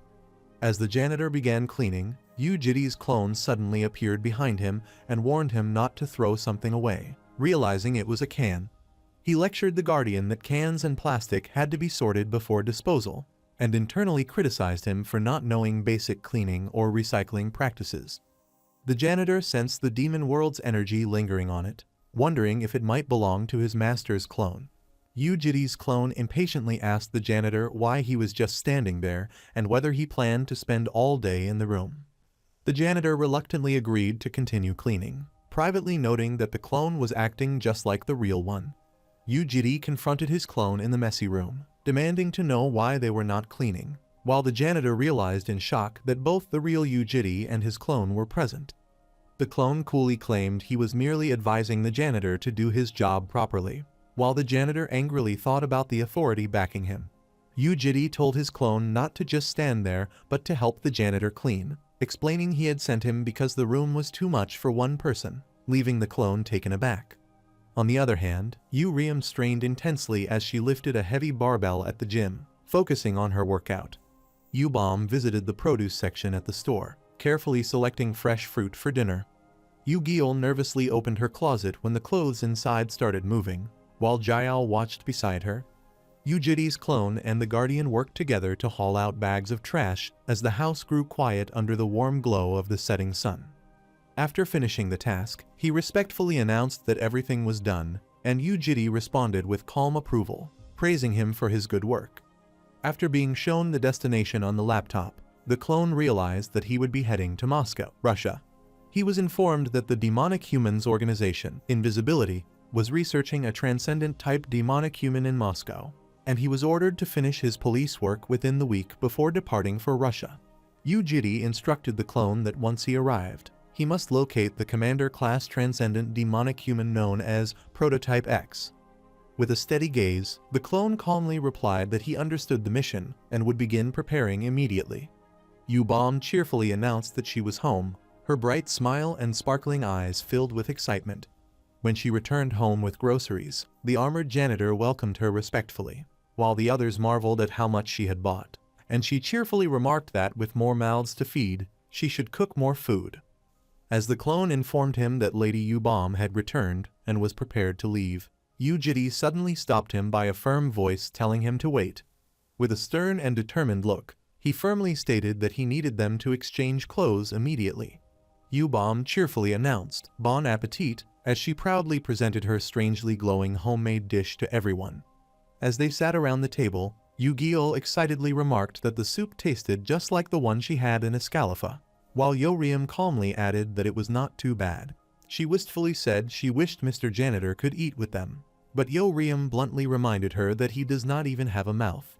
Sensing the ominous purple energy rising from the dish, the clone grew visibly uneasy, sweat forming on his face as he hesitantly objected and asked if Yujiri had called him there specifically to deal with this unsettling situation. At a closed industrial complex near the lair, smoke and dust filled the air as several bloodied men lay sprawled across the floor. Despite his injuries, one of the men bared his blood-stained teeth and hurled curses in fury, recklessly lunging at Yujiri while shouting that a mere human had no right to defy him. Snarling in rage even as he was overpowered, he shouted that Yujiri would be begging for mercy if he knew who was backing him. Calmly gripping his crackling blade, Yujiri declared that he already knew very well who stood behind him before slamming the man violently into the ground. Grabbing the man by the hair, he coldly exposed the identity of Weiyuan as a professor of the Blue Dragon School and a demonic human affiliated with the organization Invisibility, leaving him visibly shaken. Holding him down firmly, he questioned what Weiyuan was planning to achieve, his sharp gaze fixed on the groaning man struggling beneath his grip. His eyes glowed with a piercing blue light as he activated the scales of balance, warning coldly that lies would not work on him and demanding the truth. Under the pressure of the glowing power, the wounded demonic human trembled and confessed that he did not know the full details, but that in 3 months, if the plan succeeded, Weiyuan would be chosen. Yujiri coldly clarified whether being chosen meant selection for the mysterious seats, and the broken man stammered a fearful yes in response. The seats refer to the 4 chosen demonic humans of the organization, Invisibility, which was an elite rank above the usual decentralized structure, granting those who attain it the authority to command their own legions. Those who rise to the seats not only command their own legions, but also gain power comparable to the disaster level, making them the highest ranking and most formidable among all demonic humans. Frowning thoughtfully, Yujiri found it strange that Wujian had never risen to the seats in any previous run and questioned how he could possibly have the strength to orchestrate such a plan this time.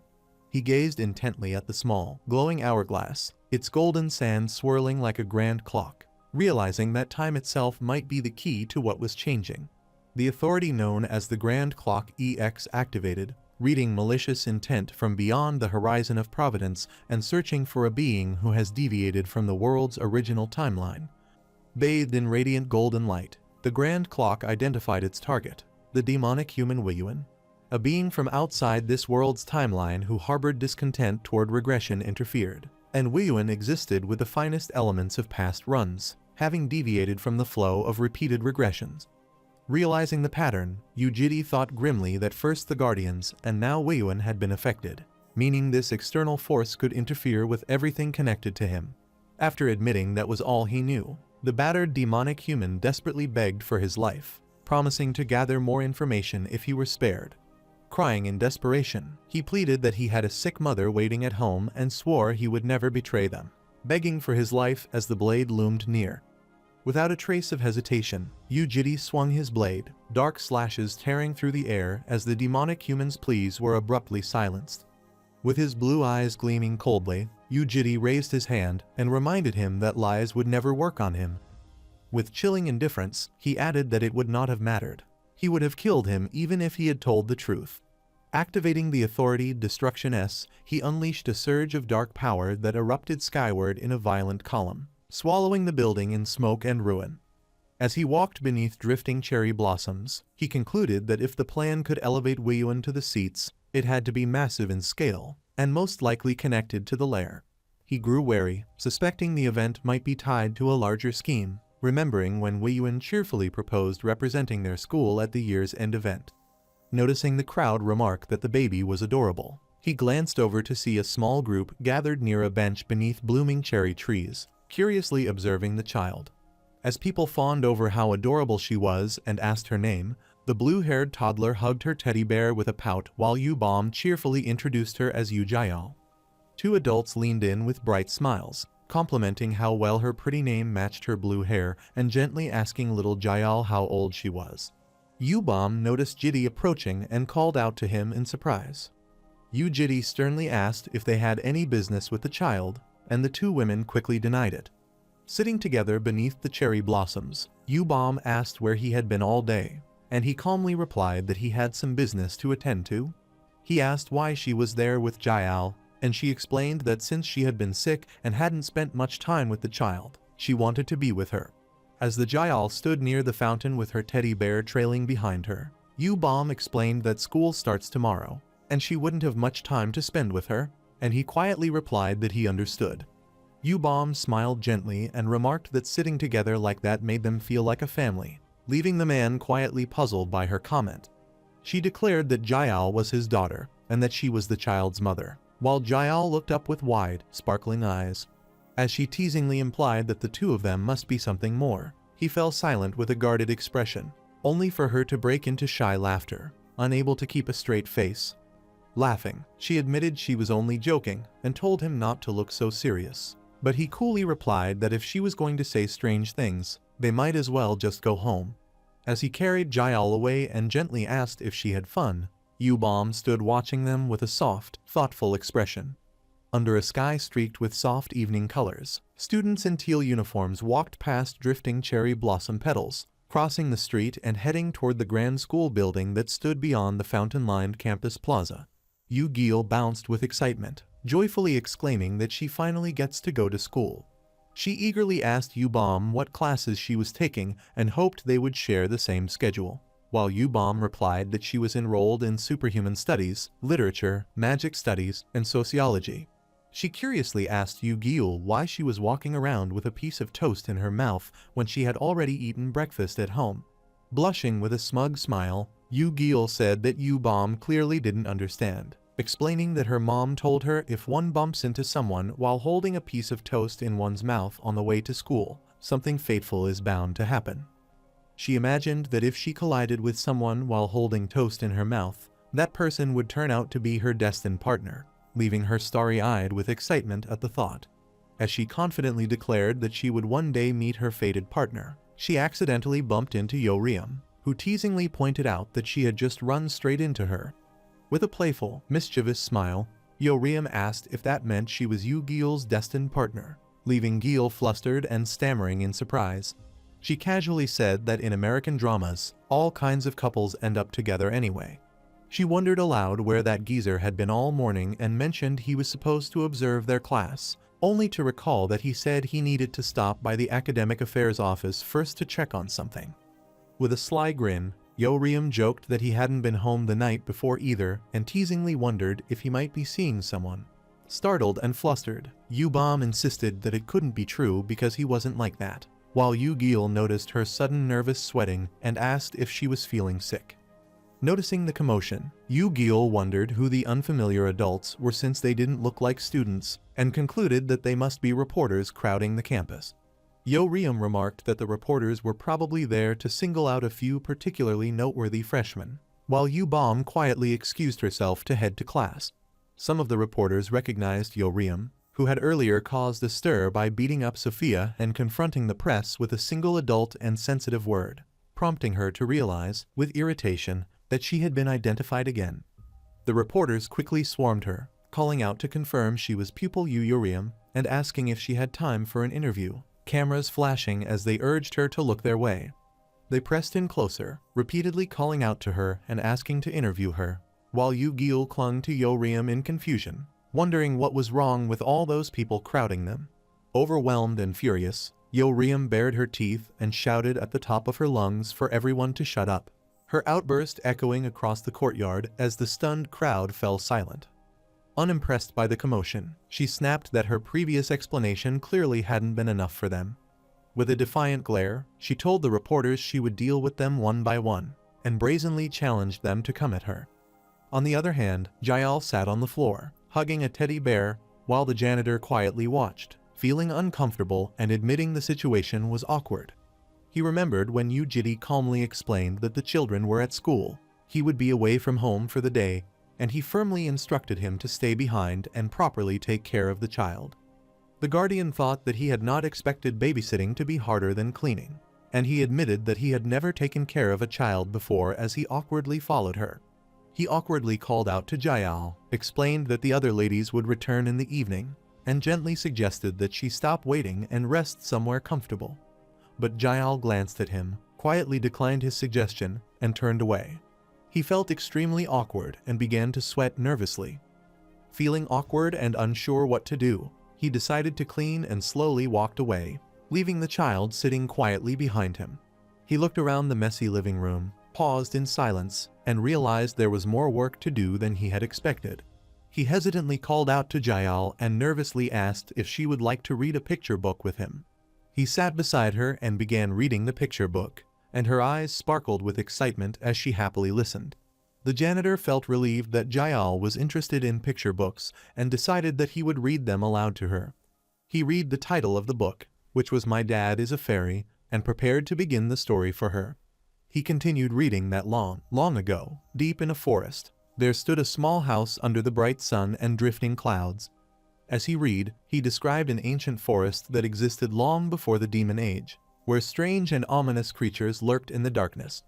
He read that in that forest, Dulsum and her father lived together in a small house surrounded by trees.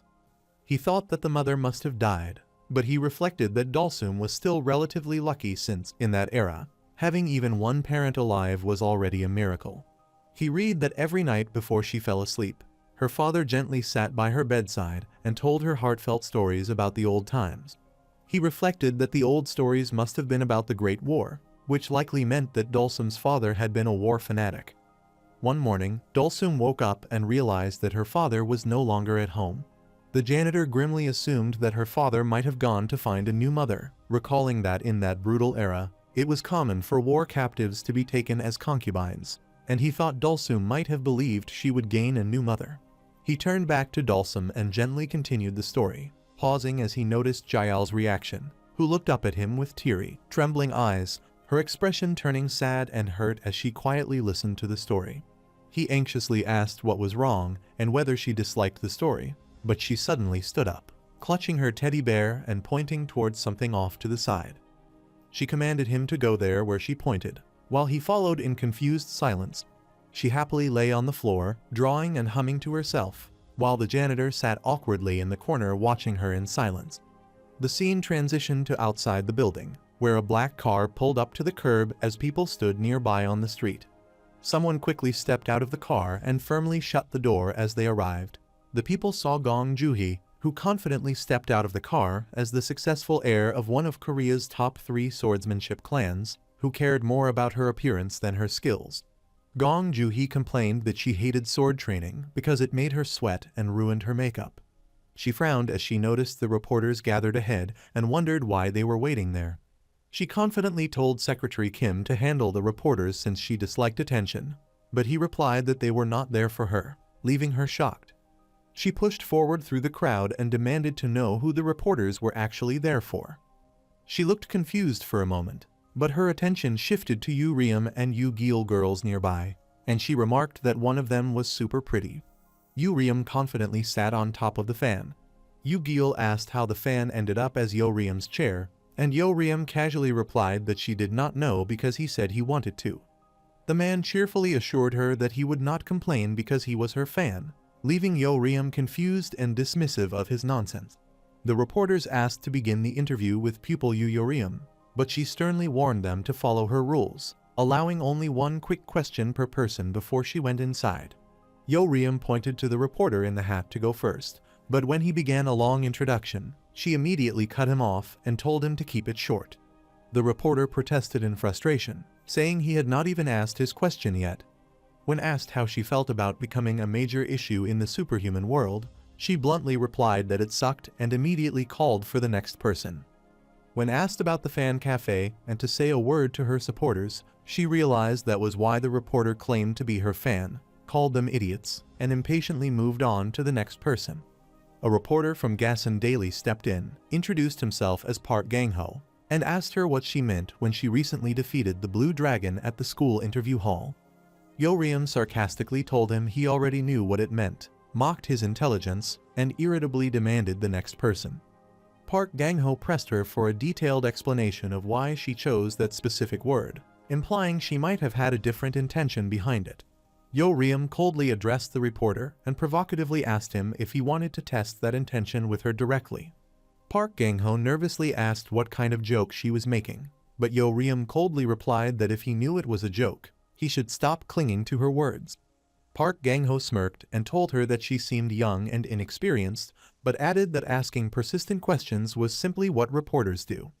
He urged Yoo Reum to answer sincerely so he could write his article, but Yoo Reum warned him that there was a limit to her patience, and Yoo Gil nervously suggested they ignore him and go inside. Park Gang-ho realized she was being recorded smugly, encouraged her to act more aggressively because he believed it would boost his views. He thought it was disappointing that she was not reacting more and considered provoking her further, then warned Yoo Reum that if she kept acting that way, he would write the article based on his own interpretation. He mockingly suggested he could frame the story by writing that Yoo Reum, the center of attention, was demanding relations from a reporter. Yoo Reum coldly told him to say whatever he wanted, but as she clenched her fist in anger, she fiercely warned Park Gang-ho that she would kill him before he published anything. As she lunged forward in fury and threw a punch, Yoo Jidi approached and quickly grabbed her wrist to stop her, leaving Yoo Gil shocked as she watched the sudden clash.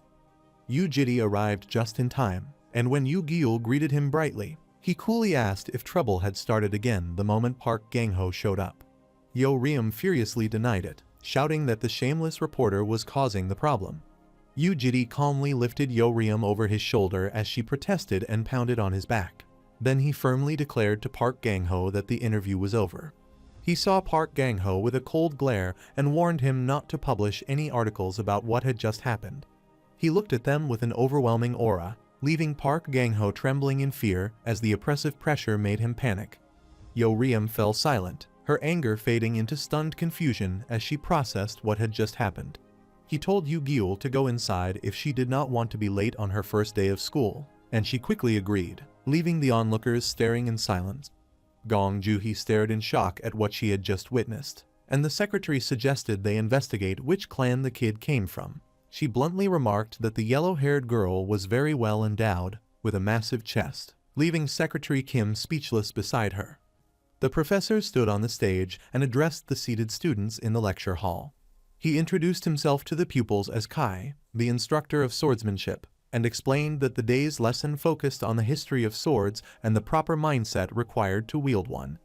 Yo-Ryum sat in the lecture hall with a bored expression and wondered why they were learning about mindset instead of being taught how to fight.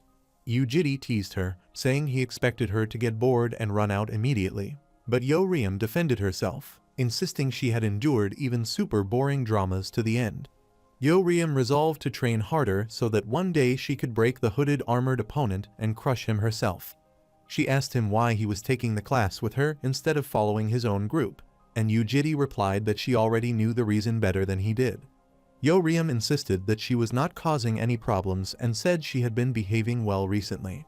Yujiri reminded her that she had tried to beat up a reporter earlier, leaving her speechless and annoyed. Yo-Ryum argued that she reacted because the reporter kept provoking her and claimed Yujiri would not have held back either in her position.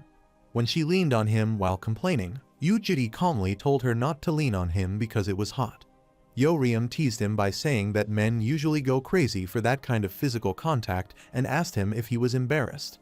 Yujiri remained silent and expressionless, showing no reaction to her teasing.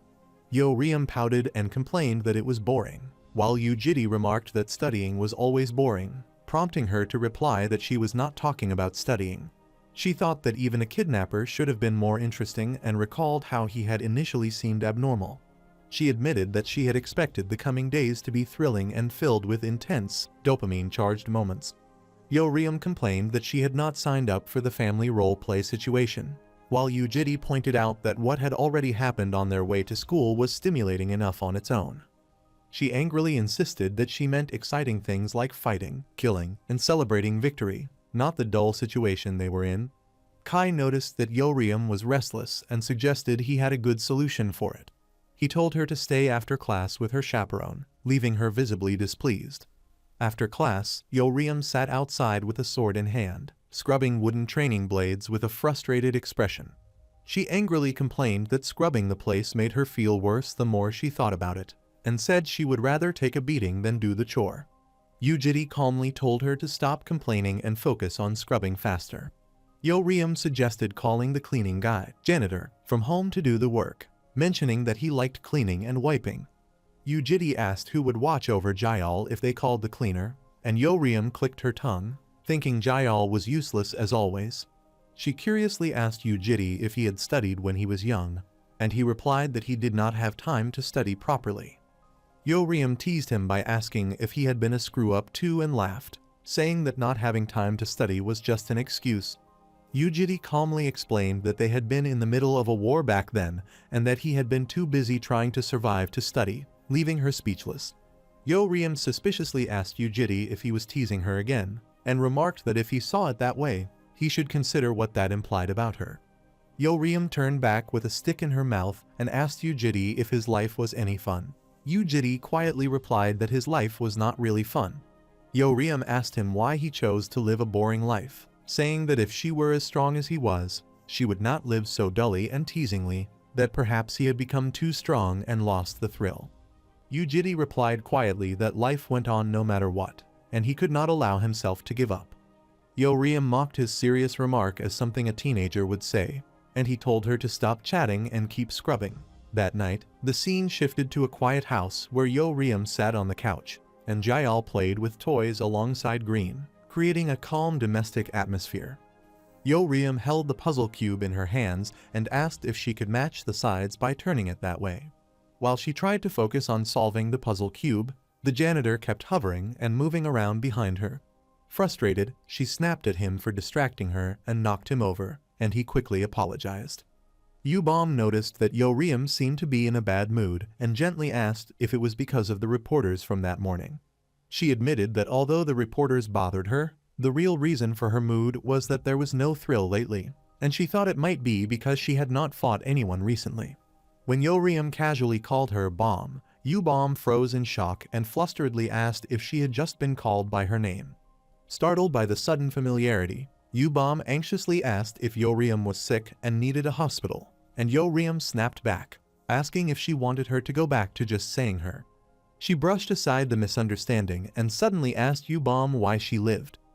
But Yubom shyly thought Yo-Ryum was finally entering puberty, which embarrassed her as she protested that she could hear everything they were saying. Yeoryum said that she had asked Yujiri earlier what he lived for and then asked if he knew what he had answered. She explained that Yujiri said he lived because life continued and he could not give up.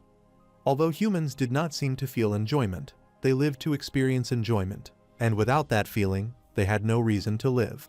She pointed out that Yu-Gi-Oh found happiness in simple pleasures like enjoying delicious food, while the little blue child was perfectly content just playing with a worn-out teddy bear. Yubom thoughtfully suggested that maybe Yujiri had simply not told them, and that perhaps he had something he liked. Yeoryum thought Bom was kind of like him, which made her ask in surprise if she was really like him. Yeoryum laughed and said that they were both unreadable, and even joked that they were both super boring. She looked at Yeoryum thoughtfully and asked if it was true, and Yeoryum gently wondered whether there was anything she enjoyed in life.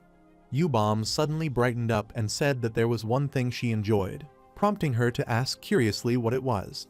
Yubom remarked that Yujiri was surprisingly shy, but Yeoryum stared at her in disbelief and scoffed that it was nonsense, insisting he was a bloodless and fearless psychopath. Snee smiled softly and said she had thought so at first, too, as she remembered the quiet moment she had shared with Yujiri on a park bench under the blooming trees. She added with a faint smile that although Yujiri seemed cold at first, he sometimes showed unexpectedly cute reactions. Startled by her expression, Yeoryum recoiled and shouted, asking her why she was making such a creepy smile. She pinned Yubom down playfully and warned her not to do anything weird behind her back, while Yubom burst into laughter and told her to stop because it tickled. Yu-Gi-Oh rushed in excitedly, shouting that it was huge news and that the entire Lair community forum was talking about Yeoryum. She excitedly told her that she had become so popular that she even had a fan cafe dedicated to her. Yeoryum looked confused and asked her what she meant about the fan cafe. Flustered, Yu-Gi-Oh stammered that it was nothing and hurriedly told her to just finish what she had been doing, while Yeoryum shouted after her, demanding to know what she was imagining. The scene shifted to the quiet residential buildings. Inside, Yujiri calmly adjusted his shirt, revealing his well-built torso as he prepared himself. As he stood inside, the door slowly opened, and Yubom peeked in, softly calling out to him. She shyly peeked through the door and told Yujiri that she had something she wanted to ask him, while he calmly buttoned his shirt and looked at her. Flustered, she quickly apologized for not knocking, and Yujiri calmly told her he was dressed and asked what she needed. Blushing nervously, Yubom hesitated before shyly asking Yujiri if he could accompany her that day. Yujiri asked why she suddenly wanted him to accompany her, but she objected that he usually spent time with Yeoryum and Jiao, but said he had never gone out with her even once. Yujiri explained that it was because the other two were so chaotic. One loved fighting and violence, while the other got excited over something as simple as fried chicken. After a brief pause, he let out a quiet breath and told her to forget it. When asked why she was not going to school, Yubom calmly revealed that it was because she was asking Yujiri out on a date. Shocked, Yu-Gi-Oh blurted out in disbelief that it was a date, while Yeoryum quickly tried to downplay it by saying she probably meant it as a chaperone. Pouting with her cheeks full, Yu-Gi-Oh suddenly wondered why Yujiri never went out with Bom and suspiciously asked him if he was playing favorites between her and Yeoryum. Standing beside Bom, Yujiri calmly denied the accusation, saying that wasn't the reason at all. Laughing it off, Yu-Gi-Oh said favoritism might be bad but understandable, joking that her mom used to meet 100 human men at once yet still had a few favorites, prompting amused reactions at how wild that sounded. With a dry remark, Yubom wondered if that meant she was one of the 97 abandoned men, leaving him confused by what he meant.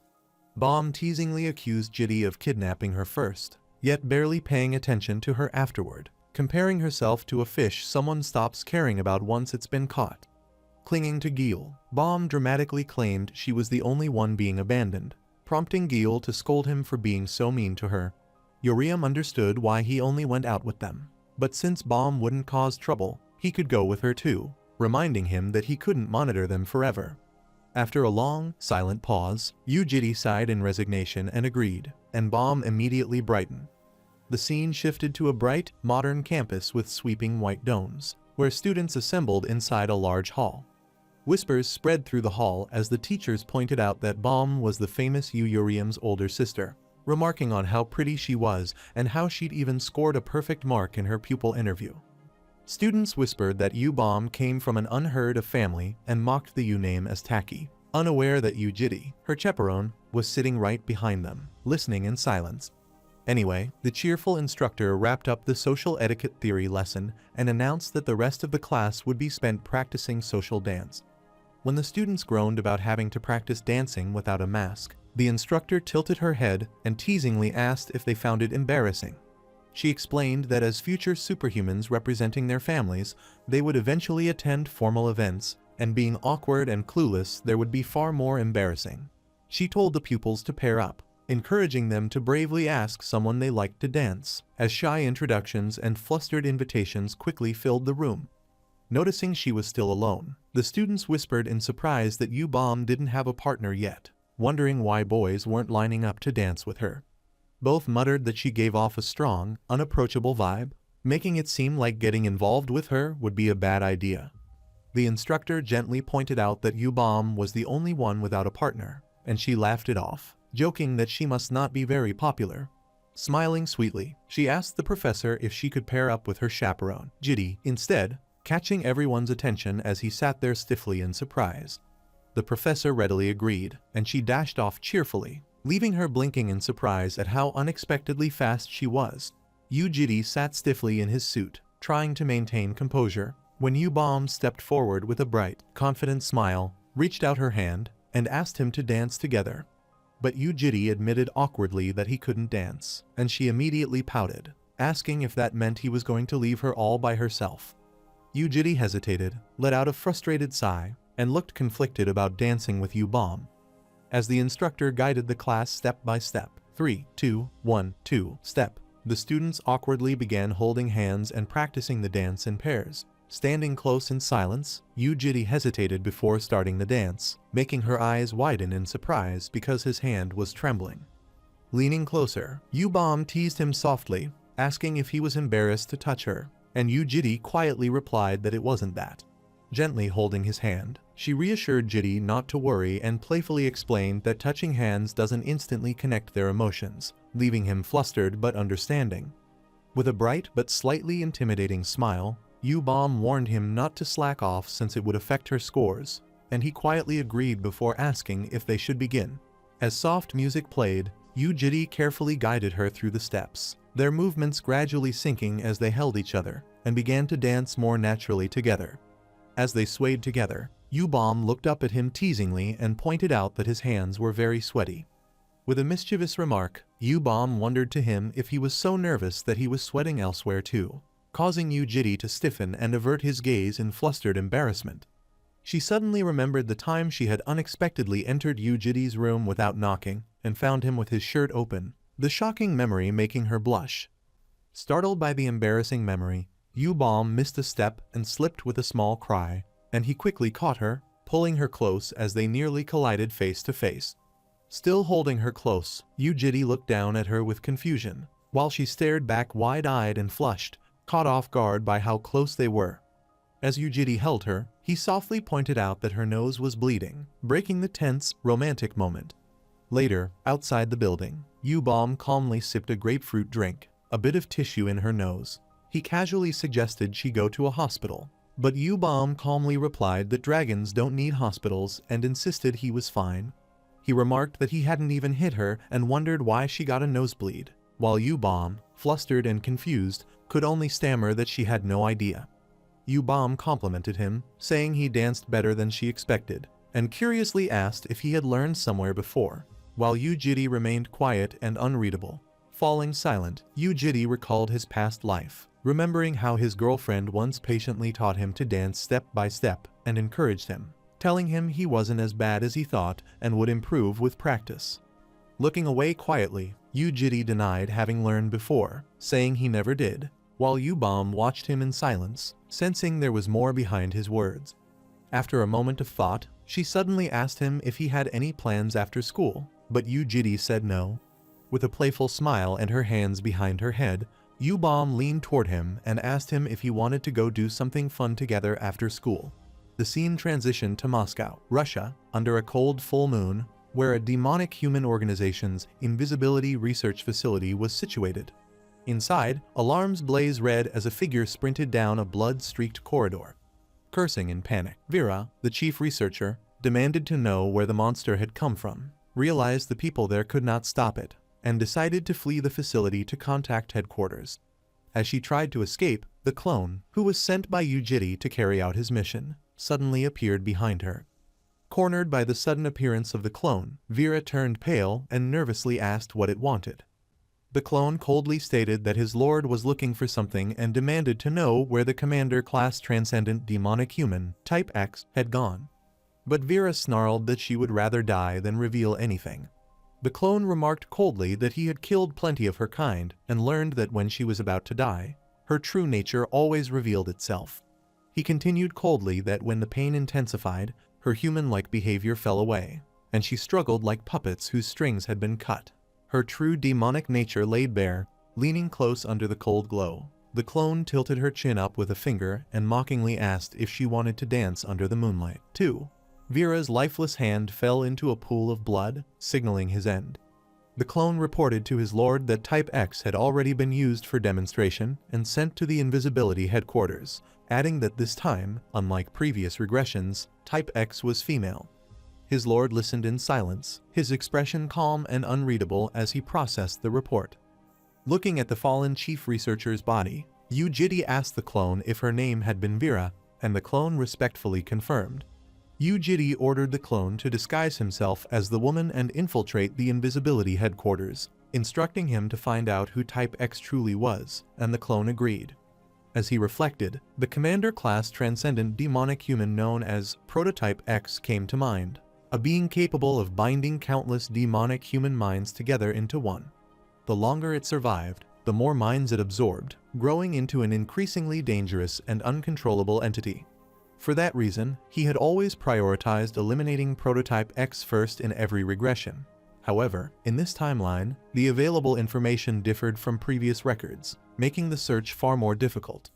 Invoking his authority, Grand Clock EX, Yujiri searched across the world's timeline for a being who had deviated from its ordained flow. As Grand Clock EX began scanning, he concluded that the change in Type X's identity was likely another act of the malice the Guardian had mentioned. Yet despite the anomaly, he resolved that nothing would change. Clenching his fist as golden light crackled around him, he declared that he would kill anything that disrupted his daily life. As he steadied himself, U-Bomb urgently called him over, peeking out from behind the curtain and telling him to hurry, while he turned and asked what it was.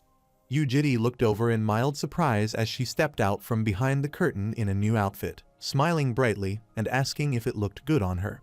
He asked what she was doing, and U-Bomb cheerfully replied that she thought it would be nice to buy a bikini since it was almost summer. U-Bomb excitedly suggested they look inside the store, but he questioned whether the prank was really worth it. She pouted and insisted that she was having fun despite Yujiri's doubts. Yujiri nervously warned her not to have strange thoughts and told her not to make him angry. At the brightly lit mall, U-Bomb teasingly reminded Yujiri that he had wanted to look earlier and urged him to admit it, but he firmly denied any interest as they walked past the store together.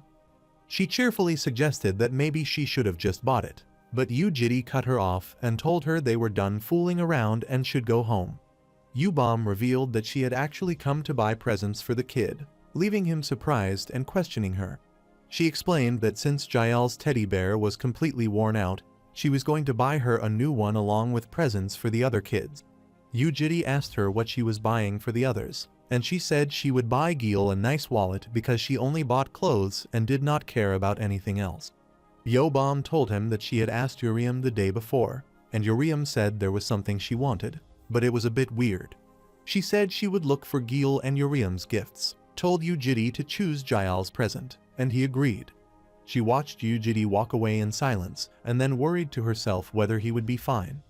Inside the toy store, the red-haired shopkeeper sat behind the counter, watching the tall, well-built, handsome man in his late 20s or early 30s examine a teddy bear, and she wondered if he was a model or perhaps a soldier. She noticed that Yujiri was alone and, seeing his clueless expression while looking at the baby toys, thought he clearly knew nothing about them. She used her high-tech scanner to identify an easy target and confidently declared that the target had been secured.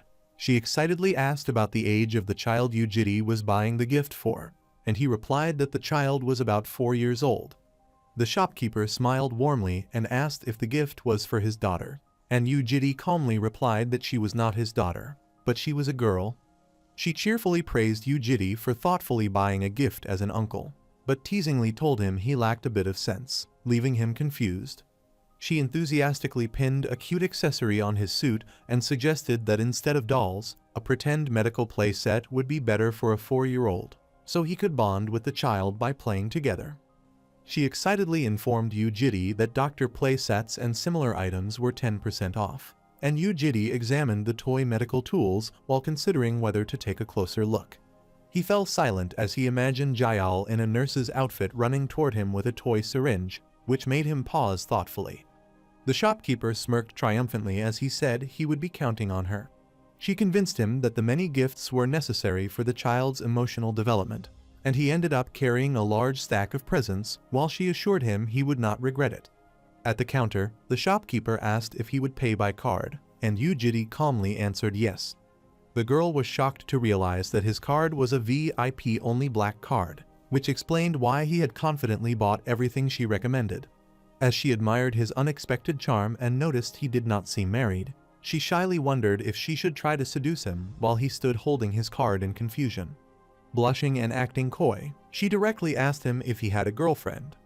As the shopkeeper tried to get closer, Yubom suddenly grabbed his arm and asked if he was buying all of it, making the shopkeeper wonder in shock if she was his girlfriend.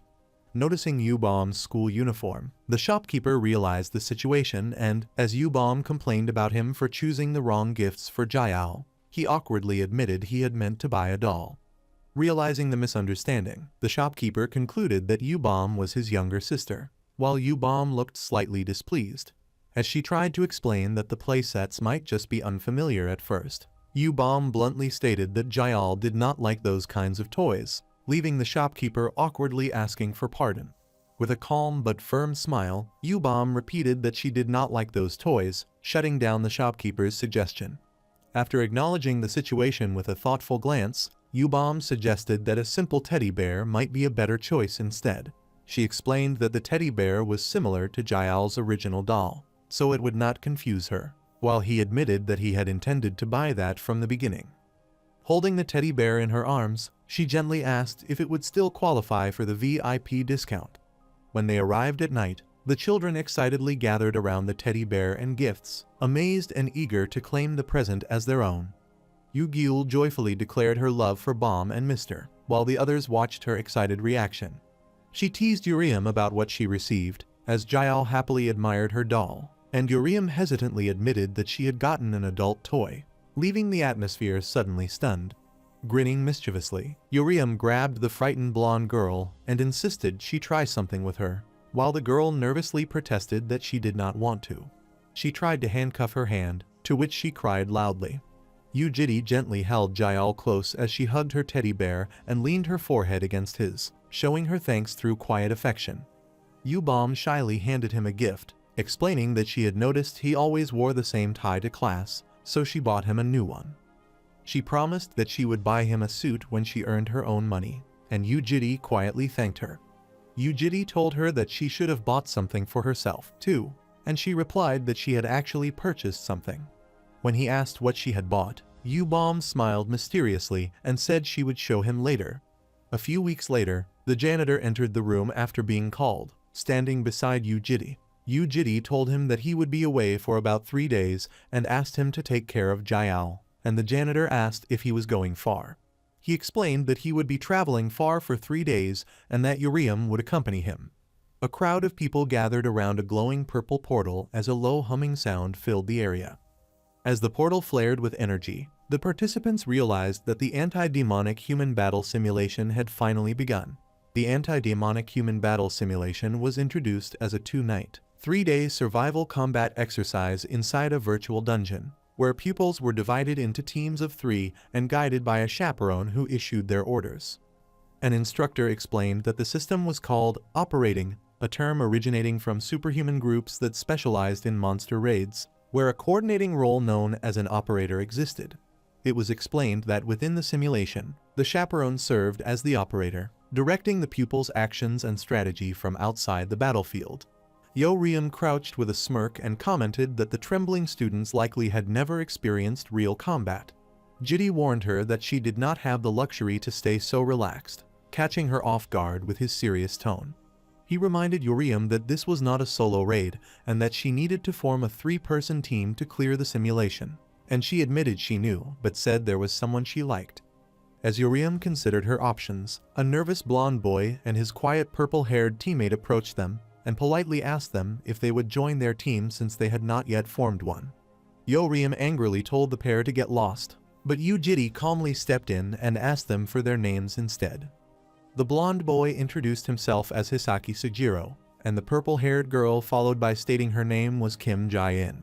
Both bowed politely and promised to work hard without holding her back, but Yo-Riem angrily snapped at them again, insisting they get lost and mocking them as weak. Ignoring Yo-Riem's protests, Yu-Jitty calmly said fine to adding them, which made her shout in disbelief and demand to know who gave him permission to include them in her party. He told Yo-Riem that if she did not like them, she could find her own team, and although she grumbled that it was a hassle, the 2 recruits stood silently awaiting her decision. Yo-Riem warned the 2 that if they got in her way during battle, they would die, and the blonde boy nervously thanked her despite the harsh threat. Johnny appeared and suddenly struck Hisaki hard, causing him to double over in pain with a groan. He glared menacingly at Hisaki and threatened that he would kill him if he got in his way again.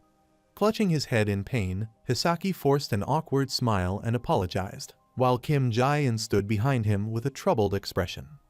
Johnny smirked and patted Jae-in's head mockingly, telling her to apologize, while she stared at him coldly without backing down. A chaperone warned Johnny not to go too far, but Johnny smirked and said that adults did not care about orphans anyway. He mocked Jae-in's appearance and grabbed her bangs, and she shouted at him not to touch her. Johnny mockingly called her an orphan for talking back, while Yo-Riem interfered and calmly questioned what an orphan was.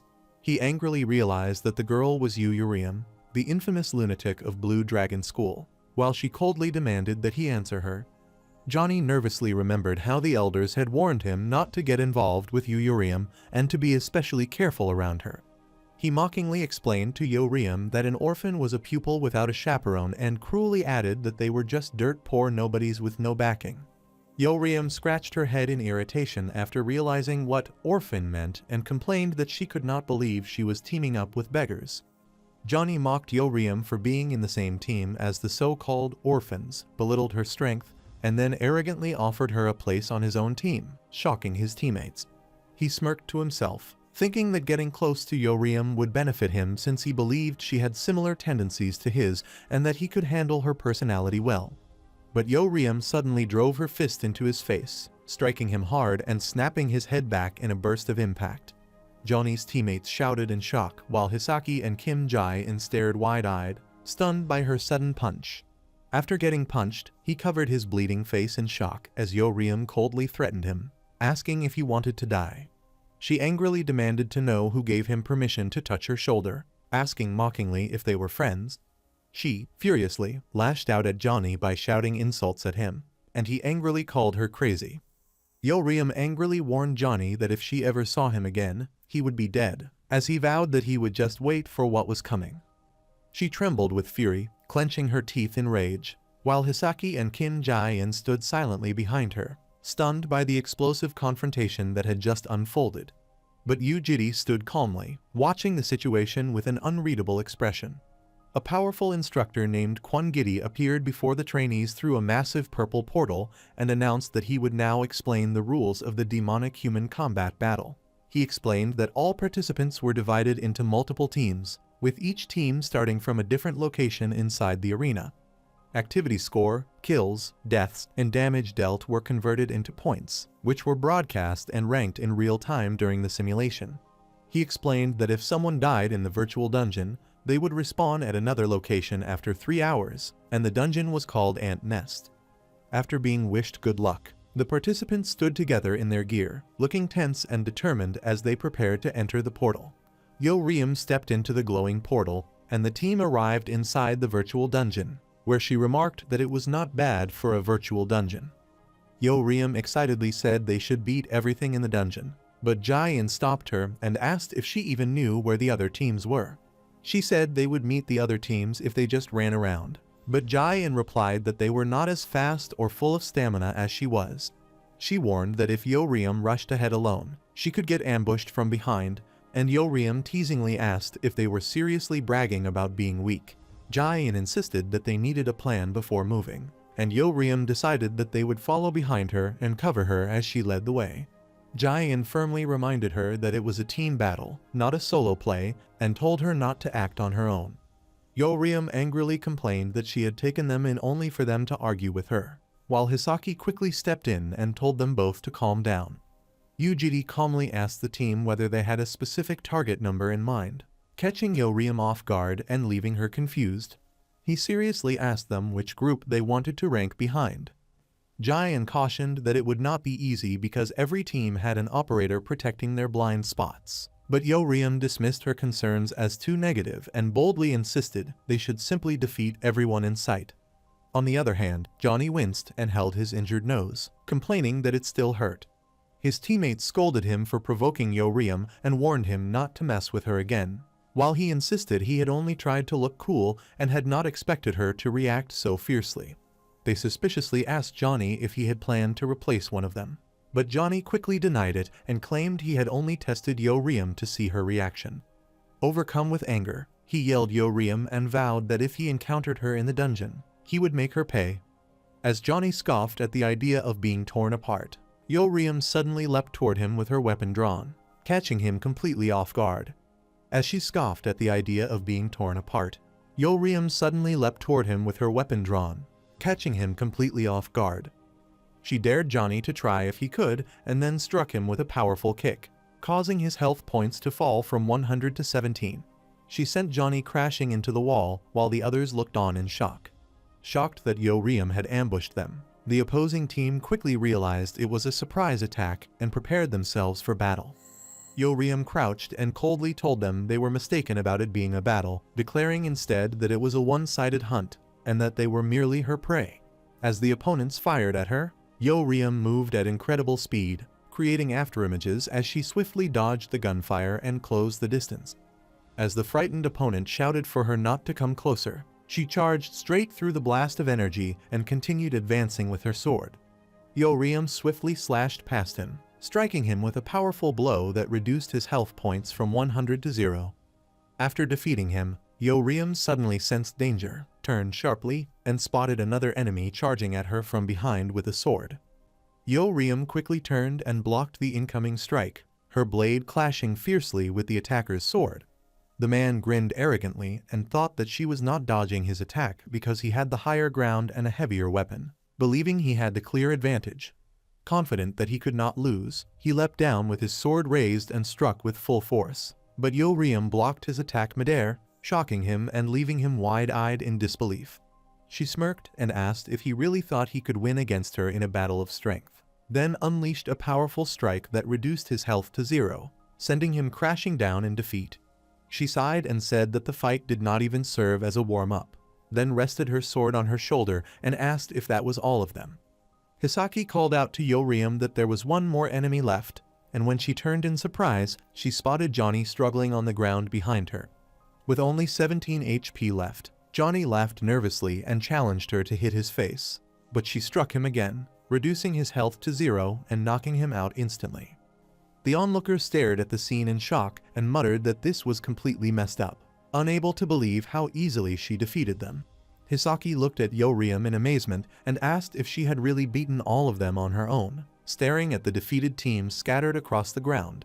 Jaein admitted that she did not know Yo-Riem was that strong and realized that she was famous for a reason. She was even more impressed by her chaperone, noting that he was quickly catching up to the others despite having his mana detection restricted and being unable to use mana during the training exercise. She praised the perfect timing of Yo-Riem's ambush and acknowledged that the chaperone's precise tracking skills and flawless orders showed that he must have once been a first-tier operator. All members of Team 37 had died and would respawn in 3 hours at a different location, as a glowing purple portal opened inside the cave before the remaining group. Yujiri looked at Hisaki, who was amazed by the ranking display, realizing that after defeating one team, they had already climbed to 6th place. Jaiin explained that since the simulation had just started and Yoriam defeated a whole team without taking any damage, their rapid rise to 6th place made perfect sense. Hisaki excitedly ran after Yoriam and told her that she was amazing, clearly impressed by her strength. But she suddenly grabbed Hisaki's cheeks and snapped at him, asking why he was so happy when he had done nothing but watch from the back, leaving him startled and speechless. Yoriam angrily demanded to know what Hisaki had been doing during the fight, scolding him for not preparing to snipe the enemies as a sharpshooter, and accusing him of just standing uselessly in the back instead of supporting her. She angrily asked both of them if their weapons were just for decoration, and they, looking ashamed, quietly apologized. She told them not to be satisfied with just 6th place and declared that they would take 1st place no matter what, leaving Hisaki and Jaiin nodding in reluctant agreement. Yoriam grabbed Hisaki by the collar and scolded him for not dressing properly, asking if he was a kid, while he winced in embarrassment. Yujiri quietly watched as she scolded Hisaki and remained silent, his expression calm and unreadable. 2 days after the simulation began, the scene shifted to the mock dungeon control room, where staff monitored the ongoing exercise from a large wall of screens.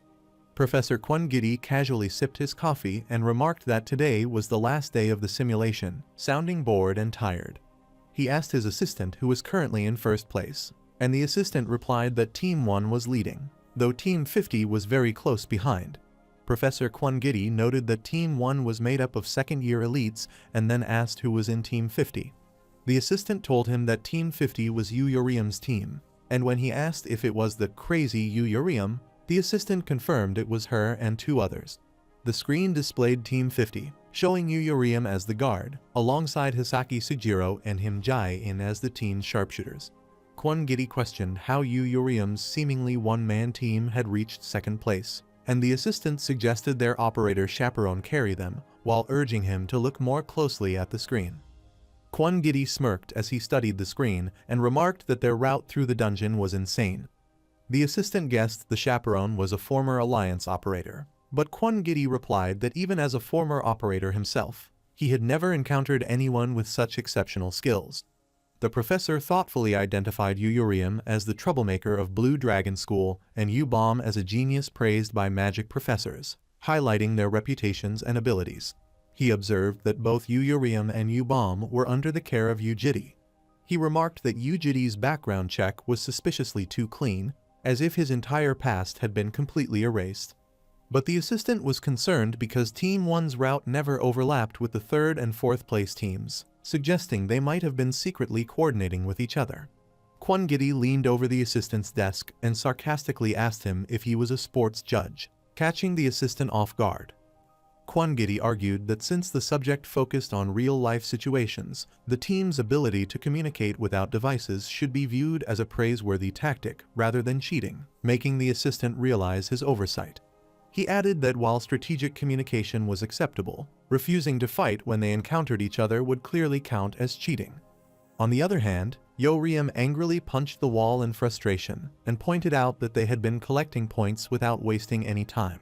She shouted in frustration, demanding to know why they were still in 2nd place despite their efforts, while her teammate weakly tried to console her by saying 2nd place was still impressive. She frustratedly kicked Hisaki, declaring that it was 1st place or nothing as his health points dropped and he lay on the ground in pain. But Jaiin calmly told her that she could not settle for 2nd place and assured her that she had done well despite being tired, while Yoriam admitted that they did not have much time remaining. Jaiin warned that if they pushed themselves any further, they might lose points and suggested that, given the current situation, they should play it safe. Yoriam stepped closer with a fierce and determined glare, startling Jaiin, who widened her eyes nervously. She grabbed Jaiin by the shoulders, making her fluster in surprise, and admitted that she understood they had improved and had done well. She acknowledged that Jaiin had tried pretty hard, but she suddenly grabbed Jaiin aggressively and shouted that they were losers, causing Jaiin to scream in shock and anger. Yoriam asked them why they were looked down upon, and angrily shouted that it was because they gave up as soon as they felt a little tired, mocking them as pathetic losers. She angrily reminded them that on the first day, they had promised they would not drag her down, She shouted at them to get up and stop living like losers, while her exhausted teammates looked shocked and struggled to respond. Finally, Hisaki and Jai-in, fired up by Yo-Ryum's harsh words, clenched their fists and shouted that they would take first place, renewing their resolve despite their fatigue. Yujiri called out to Yo-Ryum from behind, telling her that if she was done with her speech, she should come over to him. They observed the strange symbols carved into the wall and remarked that it was unusual, noting that similar markings had appeared elsewhere and wondering if they were a way of communicating. Hisaki suddenly recalled hearing about it before and explained that the seniors used to form alliances and avoid crossing paths with each other. He and Jai-in looked at the carved symbol on the cave wall and said they thought it was the seniors' doing, though they were not completely certain. Jai-in suggested that they should inform the professor since it was not too late. Yo-Ryum smirked and refused her suggestion, saying she had a better idea instead. Yo-Ryum grinned fiercely and declared that she had a plan to completely ruin them. Team 1, currently in first place, moved through the cave as an announcement stated that only 40 minutes remained until the end of the simulation. They discussed that Team 50 was still in second place, but confidently said they did not need to worry, believing they would remain in first as long as they survived. One of the members remarked that Yo-Ryum, the leader of the second place team, was impressively skilled for a first year, acknowledging her unexpected performance. As Team 1 boasted that their careful planning secured their lead and insulted Yo-Ryum's abilities, a tense silence fell when they recognized their stern leader as Yang Moonho from the renowned Sword Clan. After quickly apologizing to Moonho for misspeaking, the team member was warned not to let his guard down since the test was not over yet. Moonho firmly resolved that it did not matter how strong she was because his goal was to secure first place in the test and earn recognition from the Patriarch. He glared with burning determination and vowed that he would prove himself superior to Yang Tiha no matter what. One teammate nervously asked if the plan had changed midway, but Moonho responded sharply that it had not and demanded to know why. Noticing fresh cracks and altered symbols on the cave walls, Moonho and his team realized with alarm that something in their surroundings had changed unexpectedly. Seeing the sudden increase in strange markings, Moonho's team panicked and questioned how they were supposed to know where to go now that everything had become so confusing. As they angrily wondered who could have altered the markings, one teammate suddenly sensed an approaching presence and warned that someone was coming. Hearing approaching footsteps, Moonho looked up in surprise and realized that the ones arriving were Team 3, who were shocked when they suddenly encountered Team 1 lying in wait inside the cave. Although his teammates reminded him that Team 1 was their allies, Moonho coldly decided that they would kill them and prepared to attack. As they realized Team 1 intended to fight, one member suggested pretending to lose, but their leader angrily shut him down, insisting that Professor Kwangiri would immediately notice any deception. Unable to come up with another plan, they gripped their weapons and charged at each other as the cave erupted into a fierce battle. Team 50 watched from above and mockingly laughed as they observed the two teams clashing fiercely below. Hisaki admitted in shock that he had not expected their plan to work so well, while Yo-Ryum grinned mischievously. The flashback showed when Hisaki and Jai-in looked surprised and asked Yo-Ryum if she intended to use that strategy against them as well. Yo-Ryum admitted she did not fully understand the meaning of the symbols, but confidently said they would alter them so their opponents would not know where to go. She explained that the plan was simple: to order Hisaki and Jai-in to spread out and create numerous fake markings throughout the cave. She cheerfully declared that while they spread the fake markings, she would go hunting for points and beat up Team 1 if she ran into them. Jai-in hesitantly raised her hand and asked what they should do if they encountered another team. Yo-Ryum teased her for being scared and said she would lend her Yujiri to handle any trouble, leaving him dryly questioning whether he was just an object. She turned to Yujiri with a mischievous smile and eagerly asked if he thought her plan was good, seeking his approval. Yujiri calmly replied that her plan was not bad. Yo-Ryum boasted that her plan was obviously cool and claimed she was just joking, while he quietly wondered why she had even asked for his opinion. Now, a knife struck the ground with force as Moonho stood over a fallen opponent, panting, and a system message appeared announcing that all members of Team 3 had died. The injured teammate apologized for dying, and Moonho reassured her that it was fine since they had earned more points by eliminating Team 3, as long as they managed to survive. Yo-Ryum, who mocked them about surviving, suddenly intervened with a chilling warning. and before he could even react to her identity, Yoriam jumped from above to below, declaring herself the real villain who had appeared amid the chaos.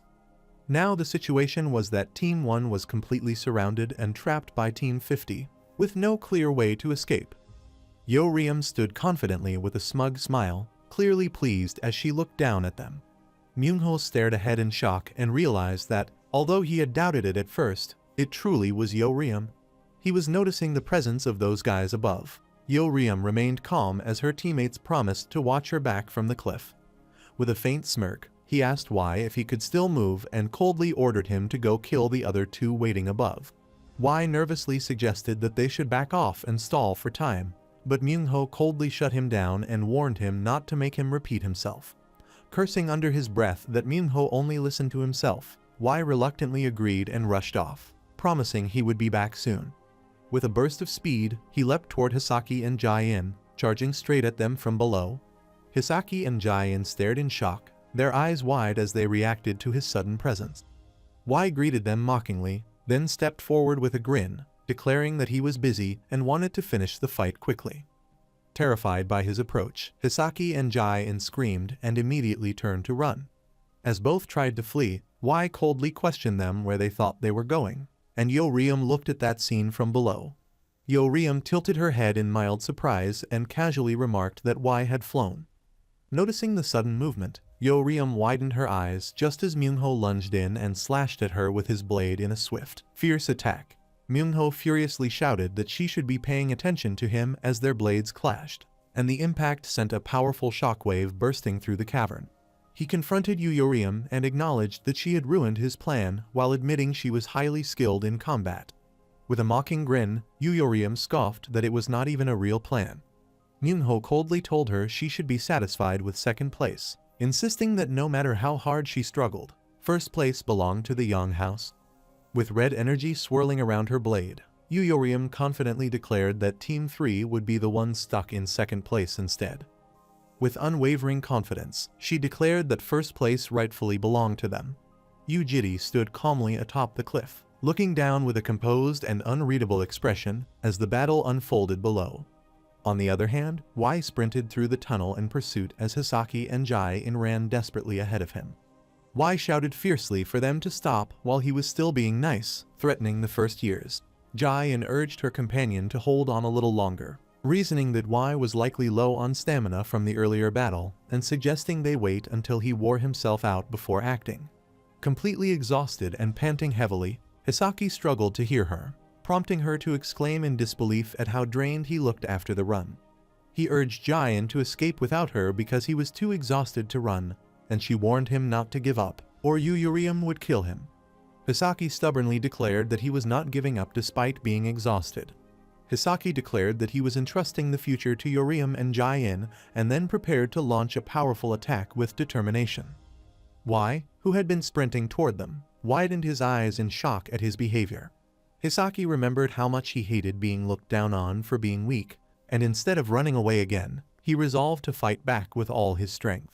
He fired his attack with determination, but it failed and fizzled out before reaching Wai, leaving them confused. Hisaki panicked and realized that he had exhausted his strength earlier while working on the wall markings. Wai furiously struck Hisaki after being startled for no reason, knocking him down and reducing his health to 0. She angrily muttered that Wai was an idiot as she gripped her weapon tightly. She angrily called Hisaki an idiot while tightening her grip on her weapon. Before she could react, Wai grabbed her and slammed her hard onto the floor, causing her HP to drop drastically from 75 to 15. Wai smugly mocked them for being losers and taunted that they had forgotten their place after ranking second. Jai-in weakly questioned if it was just because Team 1 was in second place, then suddenly activated the sniper's blessing eye and apologized before preparing to strike back. As she boasted that the Team 50 was only interested in first place, she used her activated ability at close range and caught him off guard. She unleashed a powerful strike, but Wai swiftly dodged it and smirked, admitting that it had briefly startled him. Wai angrily mocked her skills, shouted that she should know her place, and violently pinned her down while belittling her ability to aim properly. Even while being pinned down, Jai-in confidently insisted that she had fired her shot properly and looked at him without fear. A massive rock crashed down on him, making Y realize in shock that she had not been aiming at him, but at the ceiling above. He realized that she had deliberately shot above him to bring the ceiling down, and as the debris crushed him, his HP dropped from 35 to 0. Bleeding and exhausted, she called out to Yuriam and said that she had truly done her best, as she realized she was the last remaining teammate. The Guardian approached her after Team 1's member regained consciousness, asked if she was awake, and she said she might have passed out for a while. She asked the Guardian about her team, and he informed her that Y had died while Myungho was still fighting. She widened her eyes in shock and disbelief when she saw their leader gravely injured and realized that he was on the verge of dying at the hands of Yoriam. Yoriam expressed her disappointment, saying she had looked forward to the battle but found his performance lacking, warning Myungho not to blame his exhaustion since she had been battling herself relentlessly. Myungho gritted his teeth and warned her not to act as if she had already won. As they clashed fiercely, he launched a powerful attack and insulted her by claiming she came from an inferior family. She suddenly appeared above him, grabbed his head, and declared that Myungho was the truly inferior one before slamming him violently into the ancient dungeon ground. She noticed that Myungho had managed to stop her attack and remarked in surprise that he had actually blocked it. With a furious roar and his eyes blazing with energy, Myungho unleashed a powerful counterattack that sent her flying through the air. Catching his breath, he admitted that Yoriam was stronger than he had expected, but stated that she still lacked proficiency in swordsmanship. With a fierce glare and energy crackling around him, he declared that he would show her the true gap between their skills. Yoriam smirked and taunted him, saying that he had been acting like a damn sloth the entire time. She was shocked when Myungho suddenly mustered the Yonghouse sword arts, first form, Rising Dragon, summoning a blazing blue dragon aura as he charged forward with overwhelming force. The Guardian stared in shock as Myungho unleashed the Yonghouse's ultimate technique, realizing he was completely overwhelmed by its power. Yujiri stared at Yoriam, who endured the blade-like winds of the Yonghouse sword arts, watching her HP steadily drop under the relentless assault. Despite being battered by the attack, she grinned wildly and admitted that the technique was incredibly cool. Myungho rushed at her with incredible speed, declaring that no matter how strong her combat techniques were, she could never compare to the Yonghouse, a renowned clan of swordsmen. Myungho unleashed the Yonghouse sword art's second form, Dragon Blade Flash, sending a powerful blue arc of energy surging forward as he slashed fiercely toward her. But he plummeted from above and slammed violently into the rocky ground, sending dust and debris scattering on impact. Breathing heavily and leaning against the rocky wall, he admitted that he hadn't expected to use the first Yang sword arts there. He admitted he had been secretly training for years to master that technique. After gripping his sword tightly, he realized the technique had worked perfectly in a real fight and believed he could now finally be acknowledged by the elders of the Yonghouse. As he confidently thought that he was better than Yang Tiha, he noticed that his sword was cracked, leaving him staring at it in shock and disbelief. Yoriam suddenly appeared behind him and was about to surprise attack, taunting him about his missing sword, mocking his pride in his renowned swordsman clan. Furious and panicked, he shouted in anger when he realized she had taken his sword. With red energy crackling around her, Yoriam sneered that a renowned swordsman clan was nothing without their swords and called them fools as she prepared to strike. She unleashed the Yonghouse sword arts, the ninth form, and with a fierce red slash, she violently struck him down. Lying battered on the ground, Myungho realized in shock that what she used was a true sword skill, far beyond what he had expected. He lay unconscious on the ground with his health reduced to 0, while Yoriam stood over him, breathing heavily after the fight. She laughed in disbelief and triumph, realizing that she had taken first place after defeating the second-place team. Just as she swayed from exhaustion, Yujiri caught her in his arms, supporting her before she could collapse. He looked at her calmly and asked how it felt to have won. Yoriam smiled weakly and admitted that she was exhausted, saying she needed healing from Yu-Gi-Oh! The final results of the anti-demonic human battle simulation were announced, revealing that Yoriam's team secured first place. As snow fell over the city on an unusually warm spring day, Yu-Gi-Oh! Calmly sipped from her mug and gazed out at the city through the window, explaining that the unexpected snow was falling because of Jaya. She revealed that when the Blue Dragon clan feels depressed, pure white snow falls around them, meaning that Jayal was feeling lonely. With a playful smile, Miss Giel told the clan's guardian janitor that it was his duty to melt Jael's heart, leaving him flustered and wondering if he could really accomplish such a task in his current form. Cheerfully insisting that any child would love such a character, which disguises the janitor, Miss Giel enthusiastically declared that they would melt Jael's heart together. Jael sat alone in the quiet living room, softly illuminated by drifting snow-like sparkles, as she quietly drew on a sheet of paper with a lonely expression.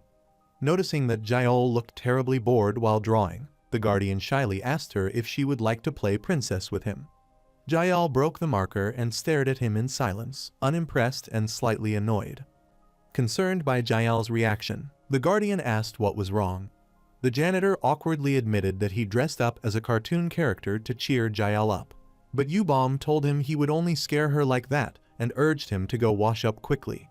The guardian insisted that Miss Giel had said Jael would like it, but she flatly denied ever saying that, leaving him speechless. As both stepped inside their home, Yoream complained in disbelief about it snowing in May. Yu Giel happily rushed over to Yoream and asked if she had fun, but Yoream responded dryly that she was acting as if they had merely gone out to play. Confused, Yu Giel asked if they hadn't gone out to play, and when they confirmed they had, Yoream cheerfully added that she even brought her a present. Grinning mischievously, Yoream shoved a freezing gift down Yu Giel's back, making her scream from the cold. Then she shamelessly admitted she had even added dog poop to it, leaving Yu Giel horrified. Yubom sincerely told Yu Jidi that he had worked hard, and he calmly acknowledged her words with a brief reply. He asked what it was, and the little blue-haired child shyly showed him a drawing, after which Yubom explained that Jael wanted to give him a present. Jidi looked at the drawing and realized it showed him with Giel and Yoream, where the janitor sat sadly under a tree while he held Jael in his arms. Yubom stood close to him and gently pointed at the drawing, saying she thought it was him, while he looked down at the sketch in surprise and realized he was the one holding Jael. Yu Jidi gave a faint, gentle smile to see the sketch. He asked Yubom where they should go to have fun for 2 days and 1 night, and she confirmed that they were going on a trip. Yubom teased that he was in a good mood because of Jael, but he replied that it was not exactly the reason. As Jael smiled brightly in her good mood, the snow stopped falling, and the sky cleared, allowing the warm sunlight to shine down on them. Severobakalsk was located in Russia, about 2,000 kilometers north of the Mongolian border, surrounded by mountains and a flowing river under a bright sky. About 20 years ago, during the Great War, it was used as part of a military facility, but now it had become an extremely secret place where people no longer came. As Yu Jidi's family approached the place, Yu Giel excitedly exclaimed that it was so pretty. Yubom asked him how he had found such a beautiful place, and Jidi replied that he had discovered it long ago while clearing a dungeon. Yoream complained that they could have teleported instead of renting a car and driving, but Yubom replied that coming out for a drive once in a while was nice too. She asked where he was going, and Yu Jidi replied that he was going to pitch a tent nearby and get food while they played there. She asked Jidi if she could come with him, but he refused and told her that, as the eldest sister, she had to stay and watch Jael. Yubom let out a disappointed sigh, while Yoream, lounging in the car, simply adjusted her sunglasses and hummed thoughtfully. Yu Jidi crouched down and began setting up the tents at the campsite, carefully arranging the equipment. He, after setting up the tents, lit a fire, tossing a piece of wood into the flames. While gathering firewood in the forest, Yu Jidi found a strange dark mushroom with red spots and examined it closely. After finishing the preparations, he told everyone that he had everything ready and called them to gather up. While Yu Jidi stayed silent, Yu Giel watched as Yoream fell into the water, joking that it was divine punishment for stealing her cup noodles. As evening fell at the campsite, the girls stared in shock at the strange purple mushroom hot pot Yubom had prepared. Yoream looked at the bubbling pot suspiciously and asked if it was a poisonous mushroom hot pot. Yu Giel admitted that when she was in the Amazon, she ate too many poisonous mushrooms and never wanted to eat them again, recalling how she had once been attacked by a snake. Yoream complained that the mushroom hot pot looked disgusting and said even a dog would not eat it. But Yu Jidi calmly replied that she should just eat the food Yubom made instead. Yubom glared at him and asked him if he was insulting her cooking, reminding them that they had said her food was good last time, which made them awkwardly clear their throats. Yo-Riem angrily refused to eat it and demanded her cup noodles before she flipped the table, only to be reminded that she had already eaten them all earlier. Jael quietly tasted the mushroom hot pot, surprising the others as she calmly ate it without hesitation. As she kept eating the mushroom hot pot, Yu-Gi-Oh and Yo-Riem panicked and told her to spit it out immediately, while Yu-Jitty calmly remarked that it was actually good for her. Jitty looked shocked when Jael cheerfully said that it was delicious. They stared at Jael in shock when she suddenly spoke, and Jael just smiled proudly and let out a soft laugh. Yu-Gi-Oh was stunned and asked Jael if she could really talk, and remarked that she had been able to talk since birth. She excitedly hugged Jael and realized that she had simply chosen not to talk all this time, teasing her about how she managed to stay silent for so long. Yo-Riem teased that Jael probably stayed quiet because she saw how loud Yu-Gi-Oh was and did not want to be like her, while Yu-Gi-Oh protested that she was not that talkative. Yu-Jitty asked Yu-Bomb if she knew that Jael could talk, and she replied that she had heard Jael talking to herself when they were not home. Yu-Bomb had waited for Jael to speak on her own because she wanted her first words to be to Yu-Jitty, but the moment quickly turned chaotic when Yo-Riem joked about teaching her to cuss, and Yu-Gi-Oh protested, immediately telling her not to corrupt the child. Yu-Jitty fell silent as he suddenly recalled his past life, remembering the time when he had cruelly trapped Jael. In his painful memory, he remembered forcing Jael to the ground and coldly telling her that she could not leave that place, no matter how many times she tried. Jael lay weakly on the ground and tearfully begged him to please let them leave. Back in the present, Yu-Jitty coldly declared that Jael would eventually need him, revealing his possessive and controlling mindset from the past. Jael innocently looked up at him, smiled brightly, and happily said that the food was yummy. Yu-Jitty watched Jael's bright smile, a grin he had never seen in his past lives, and though he did not regret the harsh choices he once made, he quietly took in the sight he had always missed. He firmly told himself that he must not regret his past actions, believing that regret was a curse for someone who had regressed and chosen this path again. That was why Yu-Jitty, the regressor, reminded himself of this resolve as he knelt beside Jael in the quiet glow of the sunset. Yo-Riem and Yu-Gi-Oh glanced over in surprise while Yu-Bomb watched quietly, sensing the subtle change in his mood. Yu-Jitty gently thanked Jael and resolved that she would grow up healthy under his protection. Jael smiled softly with her eyes closed, accepting his words with trust and warmth. After thanking them for the food, leaving Yo-Riem grumbling that it was not enough, while Yu-Gi-Oh teased her for earlier saying even the neighbor's dog would not eat it. After Yu-Bomb said they should clean up since Mr. had cooked, Yo-Riem pushed the task onto Yu-Gi-Oh and Jael and walked off, leaving them shouting in confusion. Riem smirked and declared she was going for a post-dinner smoke. When she tried to leave, Yu-Bomb stopped her with a sweet but firm smile and declared that they would all clean up together. Caught by her firm insistence, Yo-Riem fell silent for a moment before reluctantly agreeing to stay and help clean up. She made an idea and suddenly activated a glowing magic circle beneath her, dramatically dropping to one knee as if preparing a spell. Yu-Bomb stared in shock and asked if it was a summoning circle, but Riem smirked and told her to just wait. She used the summoning circle to call the janitor from the home, effectively summoning the janitor to handle the mess. Yo-Riem struggled as the janitor emerged from the summoning circle, and when he appeared, he politely asked why she had summoned him.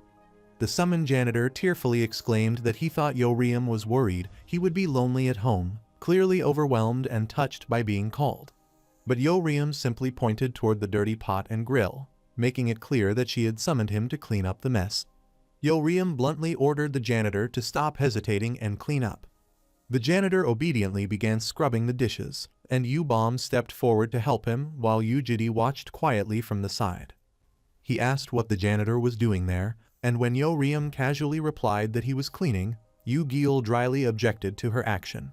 Sensing something, Yu-Jitty told them to go inside the tent, leaving the others confused as they asked why. A shadowy figure approached from the woods, and as the group stood alert, a traveler suddenly stepped forward with a wide grin and greeted them with a cheerful hello. Yu-Gi-Oh and Yo-Riem looked at the man's outfit in confusion, noting that he was wearing hiking gear and wondering if he was some kind of boomer. Myung-Yongha laughed and asked if it was a family outing, and when Yu-Jitty replied that they were on a trip, he asked about him in return. Myung-Yongha said they were on a trip with his beautiful wife and precious son. He hadn't expected to see Yujiri there, as he hadn't known other people knew about that place. When asked whether he had ever foraged for mushrooms in that place, Jiri specifically referred to the rare and dangerous-looking Abadan mushrooms. He said that they had eaten all of the mushrooms, leaving Myung-Yongha shocked. He admitted that he had planted those mushrooms himself because so few people came there that he hadn't expected anyone to eat them. Yujiri apologized, but the other laughed and said it was his own fault for not marking the mushrooms as his. Yo-Ryum wondered who the traveler was and said he looked really strong, while Yujiri replied that he didn't know, thinking that he hadn't expected to see that man there. It was revealed that Myung-Yongha, the Druid of Regeneration, was officially ranked the 9th strongest superhuman in the world. Myung-Yongha was one of the rare nature-type superhumans who were treated as an important national asset, possessing immense power over plants and forest creatures.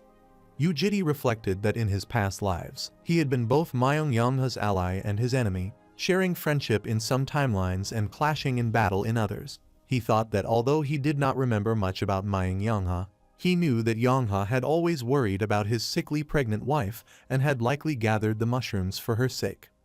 Yujiri put his hand into the void's shallowest summoned a 1,000-year-old ginseng from the void, and threw it to the traveler, telling him to take it. The traveler asked what it was, and Yujiri told him it was a 1,000-year-old ginseng, giving it to him to make up for the mushrooms and saying it was good for him. Myung-Yongha said the 1,000-year-old ginseng was too valuable, but then thanked him, who thought it was even more valuable than the Abadan mushrooms and should make up for them. He asked Yujiri if he had any free time, and invited him to visit a nearby rupture region with an amazing view together. Before Yujiri could respond, Yu-Gil and Yo-Ryum excitedly shouted that they wanted to see the nice view, while Yujiri dismissed it and challenged Myung-Yongha, asking if he wanted to have a go at it. Myung-Yongha laughed loudly and remarked that they were quite the perky young ladies. He said he didn't really like to fight, then suddenly used tree branches to tie up Yu-Gil and Yo-Ryum, telling them to put on their seatbelts as they reacted in shock. Laughing wildly, Myung-Yongha swung both through the air with tree branches like an amusement ride, while Yujiri watched in disbelief. Her pregnant wife apologized for her husband's childish behavior, and Yujiri calmly told her it was fine and that he would catch up after finishing cleaning up there. As she walked away, Yujiri gently warned her to slow down, telling her she might fall. Yubom remarked that it felt like a big family trip, saying that their kind of family was different from theirs. Yujiri reflected quietly that, unlike them, they were not truly a real family after all.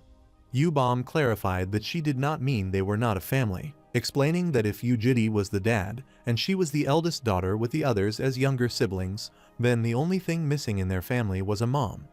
Thinking that this would not do, she suddenly pulled Yujiri, and they found themselves face to face in an unexpectedly intimate moment. Blushing slightly, Yubom smiled at him and teasingly said that she supposed she would have to be the mom. Yujiri fell silent in flustered surprise, while she lowered her head with a mischievous smile and laughed softly at his reaction.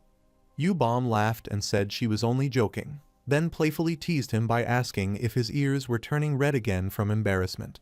She teased that his ears really were red and told him to move his hands, but Yujiri told her to stop joking around and said they should catch up with the others.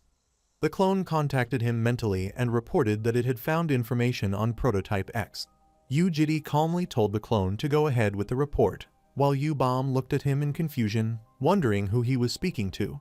Saying that he had something urgent to take care of, he opened a portal and stepped inside, leaving Yubom startled as she called out to him. Yubom wondered where Yujiri could have gone, and the armored janitor jokingly replied that he probably went to the bathroom, maybe for number 2. She was unimpressed by the knight's ridiculous joke, teased the knight for joking after finishing his cleaning, and when he admitted he was done, she playfully threatened to check, making him apologize awkwardly. In Moscow, Russia, Yujiri's clones stood silently on a rooftop overlooking the city at night. Yujiri stepped out of a swirling portal onto the rooftop in Moscow, arriving behind the clone as she stood facing the city. The clone respectfully greeted him upon his arrival, and he replied that it was only a brief visit, as he would have to leave again soon. She told Yujiri he did not need to come all the way there if he was busy, but he replied that he had simply wanted some fresh air, leaving her confused.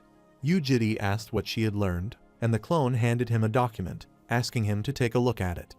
After reading the document, he realized it detailed a project involving demonic humans meant to create or insert Prototype X. Yujiri saw that the document was a classified file about the Superhuman Alliance's raid project, specifically an international 70-man raid unit. After the hidden demonic humans were eliminated, the remaining ones were aware that someone was interfering with their plans. The demonic humans were planning to act quickly to prevent further losses, aiming to infiltrate the 70-man raid unit by inserting X and eliminate all its members. When asked for any information about X, the clone apologized and admitted that she hadn't found out much. Yujiri said that he would go there himself and told the clone to stay and keep an eye on the situation. The clone nodded in understanding and gently urged him to stay safe as he departed. The scene shifted to Severobakalsk, where two families quietly gathered on a cliff under the starry night sky, overlooking a wide, shimmering river between dark mountains. Myung-Yongha burst into loud laughter, teasingly repeated that the baby's name was Jael, and joked that all their names represented the 4 seasons while he cheerfully played peekaboo. Yo-Ryum crossed her arms and complained that Yujiri put zero effort into their names, while Yu-Gil replied that she thought the names were cute. Yu-Bom was surprised when she saw Yujiri walk quietly through the forest at night. Yu-He arrived in Severobakalsk, where a little Jael ran toward him while the others greeted him and asked why he was late, and he simply replied that he had to see someone. Yu-Bom jokingly asked who he had gone to see, and Yo-Ryum teased that it must have been a mistress. Yo-Ryum awkwardly cleared her throat and pointed out that at this rate, the sun would rise soon, trying to change the subject. Myung-Yongha cheerfully told them to quickly look up at the sky, smiling with anticipation. A sudden bolt of lightning tore across the night sky, creating what looked like a massive rupture in the heavens as everyone stared up in shock. The sudden rupture split the night sky with lightning, revealing a vast, colorful cosmic expanse beyond, leaving everyone staring up in stunned awe. Myung-Yongha laughed proudly at the spectacle in the sky, while the others reacted with amazement, calling it incredibly cool and even wondering if it was CGI as they excitedly tried to capture the moment. As they gazed at the breathtaking, galaxy-like sky, Yu-Bom asked if he had ever seen something so beautiful, and he quietly replied that he didn't know. As Yujiri stared into the night, a glowing, ethereal figure that looked just like him appeared beneath the shimmering light, leaving Yu-Bom wide-eyed in shock. As she began to speak, bright streaks of falling stars suddenly shot across the sky, drawing everyone's stunned attention upward. The group looked up in awe at the glowing spectacle in the sky, their faces illuminated with wonder as the falling lights reflected in their eyes. Jael stared up at the dazzling sky with wide, sparkling eyes. Under a sky filled with brilliant shooting stars, the group stood in awe, quietly admiring the breathtakingly beautiful sight. The next morning, Myung-Yongha thanked Yujiri for the beautiful scenery as they shook hands by the shore, bringing their time together to a warm close. He cheerfully told Yujiri that he had actually proposed to his wife there, loudly responding to his wife's call with playful embarrassment. Myung-Yongha was surprised when Yujiri called his proposal romantic, teasing that he hadn't expected such a sentimental comment from him, who seemed so cold. When asked if there was someone he loved, Yujiri remained silent, his thoughts drifting to Yu-Bom and the children standing quietly by the sea. He recalled his fiancée from his previous life, remembering how she once smiled brightly as she walked along the shore under the sunlit sky. He quietly admitted that he no longer loved anyone. The pregnant woman suddenly coughed up blood, alarming Myung-Yongha as he anxiously called out to her while Yujiri watched in silence. Myung-Yongha told everyone they would get going, then held the child's hand as they stepped through the glowing portal. Yujiri told Bom and Jael that they should get going too, but Yu-Bom lost herself in her thoughts. He noticed Bom spacing out and asked what she was thinking about, and she quickly apologized, saying she had just been distracted. She told Yujiri that Jael seemed sad to go home and mentioned that she had just been staring quietly at the lake. Yujiri silently looked at Jael as she gazed at her reflection in the water, her expression filled with sadness. He reached down and scooped up some water from the ocean. Jael looked at him with wide eyes, and he gently told her that they would come back next time. Holding the water bottle in her hands, Jael agreed, her sadness easing as a small, gentle smile appeared on her face. Yo-Ryum angrily urged them to hurry up, while Yu-Gil teasingly accused her of farting again as they waited by the car. The scene shifted to Myung-Yongha, who who sat quietly beside his pregnant wife's hospital bed. His wife lay unconscious with an oxygen mask over her face, and Myung-yong-ha looked at her with deep concern as he softly called out to her. As he sat in worry, someone suddenly placed a hand on his shoulder and greeted him, causing him to look up in surprise. BM greeted him with a smile, saying it had been a long time, and was revealed to be Superhuman Global Rank 2 First Returner. In the quiet hospital hallway, BM stood casually before taking a drink from his bottle. Myung-yong-ha laughed warmly and said it had been a long time since he had seen him, mentioning that he had not even shown up at gatherings because he had been busy. BM, the official Superhuman Global Rank 2 First Returner, briefly stopped by to collect some items, said he needed to return to the lab immediately, and casually burped after taking a drink. He looked at him with concern and asked him if it flared up again. Myung-yong-ha said that it flared up when they went camping recently.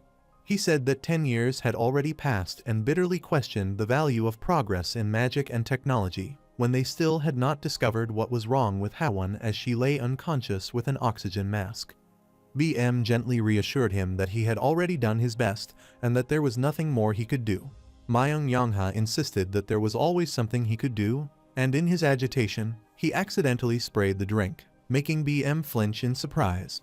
He clenched the can tightly and bitterly said that he did not need titles like Highest Ranker or the Best Druid in the world. With tears in his eyes and his voice breaking, he said that he only wanted Hwan to be healthy. BM suddenly looked at him, surprised, and said that he only did it because it was rare to see him cry. BM recalled when Myung-yong-ha always laughed like an ogre, and that he had never seen him cry. He said that the first time he saw Yong-ha cry was when Hwan gave birth, recalling how he wept loudly while holding the baby and teasing that his face looked so funny back then. He handed him a rare golden item and told him to try it on Hwan without expecting much, explaining that it was something really good and very difficult to obtain. Gratefully acknowledged that the item must have been very valuable and difficult to obtain. He said he would tell Hwan that he said hi when she woke up, and Myung-yong-ha gratefully acknowledged that the item must have been very valuable and difficult to obtain. He suddenly remembered how Jitty had put his hand into the void's shallowest and summoned a 1,000-year-old ginseng for him.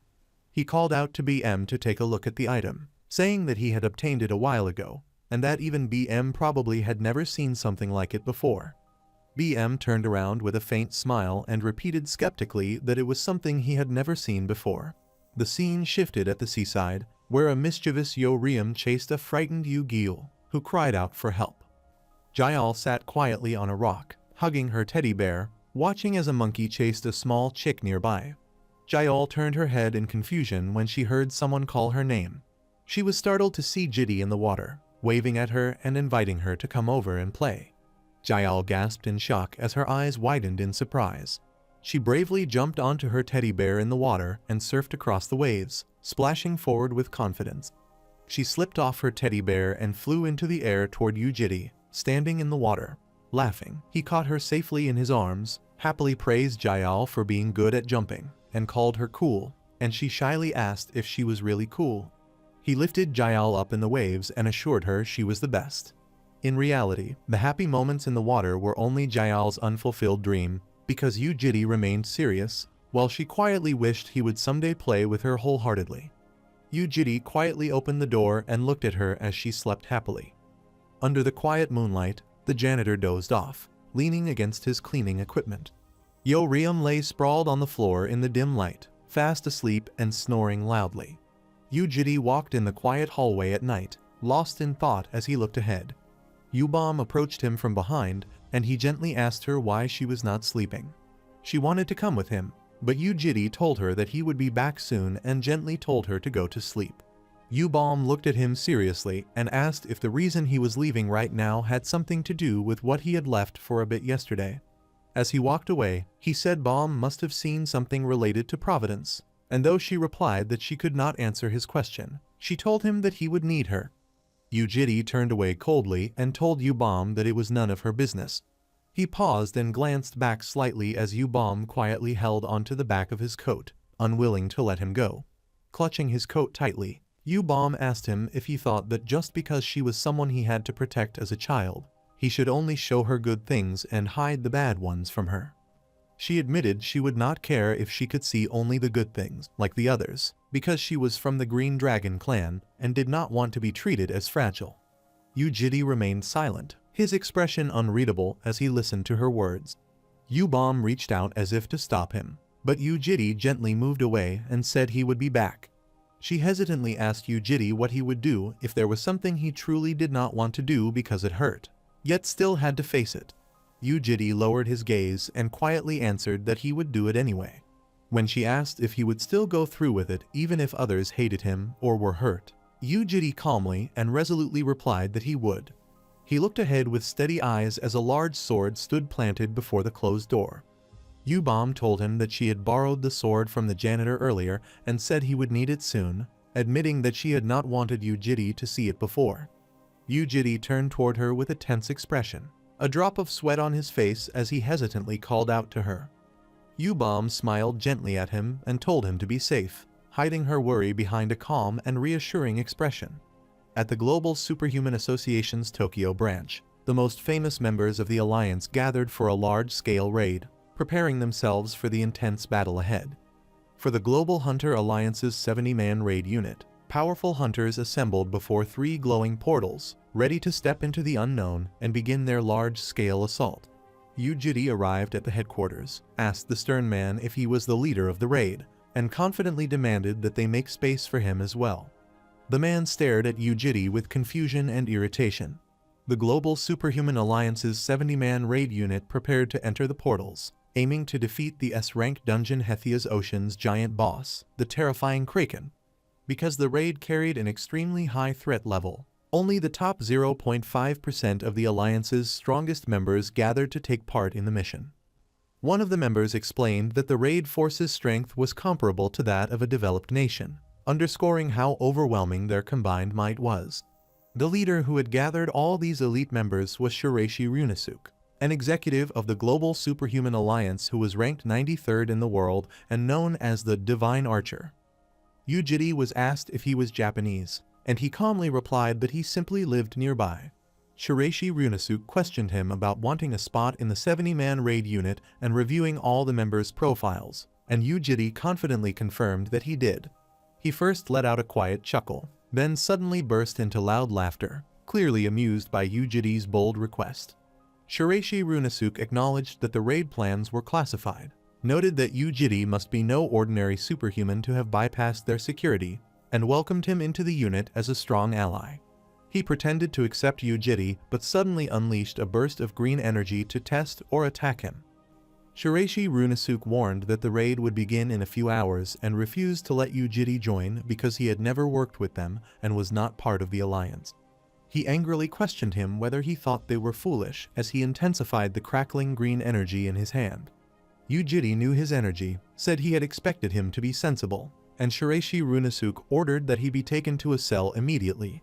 Shiraishi Runosuke warned that if Jiri resisted, he would consider him an enemy of the alliance and kill him immediately.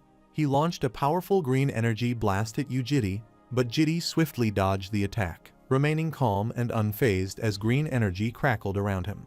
Shiraishi Runosuke forcefully kicked the desk aside, sending it crashing across the room as the impact shook the office.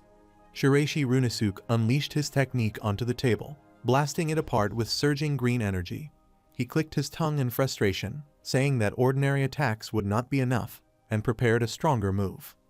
Shiraishi Runosuke admitted he did not want to use his trump card, then launched himself forward in a fierce spiral of green energy behind Yu-Jiri. He warned Yu-Jiri not to dodge, fearing the attack would pierce through to the underground of the building, and unleashed his ultimate technique, Judgment of the Heavenly Arrow AA. But Yu-Jiri calmly and smoothly caught the blazing green arrow with his bare hand, stopping its momentum mid-strike. Shiraishi Runosuke stared in shock, unable to believe that his powerful attack had been caught so easily. Yu-Jiri hurled the captured green arrow back at him, smashing him violently into the floor. Shiraishi Runosuke groaned in pain as he sat amid the rubble. The floor beneath him shattered into a deep crater from the impact. Yu-Jiri stood over the injured Shiraishi Runosuke and calmly asked if he had changed his mind yet. He coldly threatened that if the answer was still no, he would wear Shiraishi Runosuke's skin. Shiraishi Runosuke grimly remarked that although he looked young, he was actually quite old, and that an old man's thick skin would take some effort to wear. He activated Radiance A, enveloping himself in a surge of green energy as he tried to escape from him. He forced himself to stay calm, realizing it was impossible to escape from Ujiri by running. He concluded that his only option was to use the emergency warp machine in the next room to report the situation to headquarters.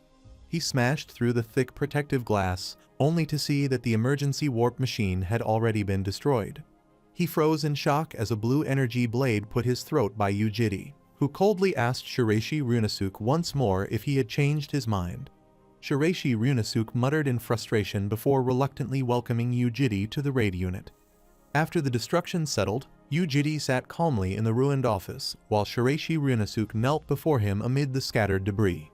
Shiraishi Runosuke wondered who the monster, Ujiri, truly was, and whether he might be a returner from another world like BM, but he concluded that if so, the Alliance would already have known about him. Shiraishi Runosuke frowned in confusion, unable to understand why Ujiri was trying to join the raid or what his true intentions were. Jiri calmly asked if that was all the information available, and Shiraishi nervously confirmed that it was. He noticed that one file was missing from the 70 and questioned Shiraishi Runosuke about what had happened to it. Shiraishi Runosuke explained that the original target was out of reach, so they hurriedly chose a substitute and therefore had no documents on them, adding that since the Alliance sent them, there was no need to worry. Ujiri calmly asked if he could see the operator, but suddenly told them to wait. Shiraishi Runosuke urgently shouted for the standby operator to come to his office immediately without asking questions, sensing something was wrong. Ujiri's clone urgently addressed him and asked him if he could speak, startling him with the sudden contact. He turned away and asked what it was, and the clone informed him that they had obtained information on Prototype X. Ujiri asked the clone why he had not been sent by the memory directly, rather than contacting him this way. Realizing the situation was serious, he then asked if the person involved was someone he knew, and the clone confirmed it was. A golden armored figure stepped into the room and exclaimed in shock at the messy office. She asked Shiraishi Runosuke why he was kneeling and hurt, but Shiraishi Runosuke nervously insisted he had just fallen, prompting her awkwardly wonder if he had been lectured. He told the golden armored girl that Ujiri wanted to see her immediately, and she looked taken aback, asking why he would call for her. Ujiri thought that even if X was someone he knew, it would not change the fact that he had to kill them. Ujiri was visibly shocked when the girl stood before him and teasingly asked if he had called for her, and introduced herself as Hasipyol, his former lover. During Ujiri's second regression, 3 years after the war with the demonic humans began, events unfolded in Severobakalsk by the vast lakeshore. The soldiers set up tents and prepared food over a fire by the lakeshore, establishing a temporary camp amid the ongoing war. Ujiri, aged 32 during his second regression, stood calmly overlooking the lakeside camp as the soldiers carried on with their duties around him. Hasipyol playfully poked his cheek from behind and teased him with a bright smile, saying he had fallen for it again. He questioned her unusual outfit, and Hasipyol cheerfully explained that since it was a rare break day, she wanted to give off a vacation vibe and asked if it suited her. She teased him for blushing, laughing as she touched his cheek, while Ujiri awkwardly denied it, insisting it was not like that. She asked him to come to the hill behind the camp later that night, saying there was something she wanted to show him, and Ujiri repeated her words in mild confusion. Hasipyol playfully ran off along the lakeshore, teasing that he should catch her if he wanted to know, while Ujiri watched her calmly, and the soldiers nearby quietly commented on how close the two seemed. They remarked that Ujiri and Hasipyol had been dating for a while, joking that even on the battlefield, love still found a way to bloom. One soldier wondered how Hasipyol ended up joining the mercenary corps, remarking that such a bleak battlefield seemed like an unlikely place for someone so young and pretty. They speculated about Hasipyol's reasons for joining, but clarified that she had once cared for children at an orphanage and did not enlist simply because of their boss. When the war broke out, the orphanage where Hasipyol cared for children was destroyed, and all the kids tragically died, leaving her alone in the aftermath. In the pouring rain, Hasipyol discovered the lifeless bodies beneath the rubble and broke down in shock and grief as the devastating reality sank in. Awakening as an operator-type superhuman amid the tragedy, she was naturally drawn into the harsh and desolate battlefield that followed. The soldiers reflected that although Ha Sebyul always smiled brightly, she carried a painful past like everyone else, and they quietly wished for the war to finally come to an end. That night, Ha Sebyul stood on the hill under the starlit sky and waved brightly, calling out for Yu Jidi to come over. She was pleasantly surprised that Yu Jidi came and teased him for lacking romance, pointing out the beautiful night sky, while Yu Jidi calmly asked what he was supposed to be looking at. Ha Sebyul blushed and shyly added that there was also a pretty girl right there, clearly confessing her feelings to Yu Jidi. As the mood turned awkward, she shyly cleared her throat and reminded him that her blessing allowed her to detect danger, hinting that something was nearby. Yu Jidi immediately grew serious and asked if something dangerous was nearby, but she panicked and scolded him, saying his overly serious mindset was acting up again. She gently told Yu Jidi to close his eyes and listen, explaining that although her blessing detected threats, it could also help one feel something beyond danger once they became attuned to it. She confessed that what she felt at that moment was a pounding heart rather than danger, leaving Yu Jidi quietly asking what she was trying to say. Under a sky blazing with falling stars, she faced the radiant meteor shower. Yu Jidi looked up at the sky in stunned realization, breath caught in his throat as the meaning of the moment finally dawned on him. Ha Sebyul ran toward him without hesitation and hugged him, catching him off guard. She looked up at him with shining eyes and a teasing smile, telling him to see for himself that what she felt was a pounding heart. After teasing him about his chapped lips, Ha Sebyul boldly asked if they should get married once the local battle ended. Lying on the grass while holding hands, she asked him in shock if he was proposing all of a sudden, and he calmly replied by asking if she did not like it. Ha Sebyul shyly told Yu Jidi that if it was his order, she would follow it, and he gazed back at her in quiet surprise. As they watched the meteor shower, Ha Sebyul shyly wondered if she could even have a baby and joked about magical ways for him to give birth instead. And though he hesitantly said he would think about it, she excitedly dreamed about their married life together. But after a few days, their joy was suddenly spoiled by the evil eye. Yu Jidi forcefully raised his blood-stained blade and killed her by the disaster-class demonic human despite his desperate pleas for the demon human to stop. Overcome by rage and grief, Yu Jidi lifted his bloodied sword high in the air and screamed for the demonic human to stop. Driven by uncontrollable fury, he attacked her relentlessly, screaming in anguish. With a cruel grin, the disaster-class demonic human Heisugawa pulled the glowing strings and laughed, saying there was no melody sweeter than the sound of someone killing the one they loved with their own hands. Heisugawa glared with his red eye glowing and coldly said it served them right for being annoying, then angrily demanded if they had any idea how much damage they had caused because of them. The disaster-class demonic human smirked and said he would keep his promise to spare him, while cruelly manipulating Ha Sebyul with red threads as she lay helpless on the ground. With a cold warning to live long and remember this day, the demonic human walked away, leaving her wounded and broken in the snow. Hovering above the ruined hall, Heisugawa coldly declared that this was the fate of anyone who opposed them. Ha Sebyul lowered her head as Yu Jidi stared at her in shock, his face streaked with blood and despair. As her lifeless hand fell onto the crimson ground, a grim message appeared declaring that Yu Jidi had failed to save the earth and that the end of the world had been rewound. When he saw Ha Sebyul, all the painful memories from the past came rushing back to him. Back in the present, Ha Sebyul stood before him alive, looking at him with concern as she gently asked if he was okay. Ha Sebyul noticed he had been staring blankly into space and gently pointed it out, while Shiraishi Runosuke suddenly shouted in confusion, demanding to know what she was doing. He warned Ha Sebyul not to take his side, questioning why that person was so important.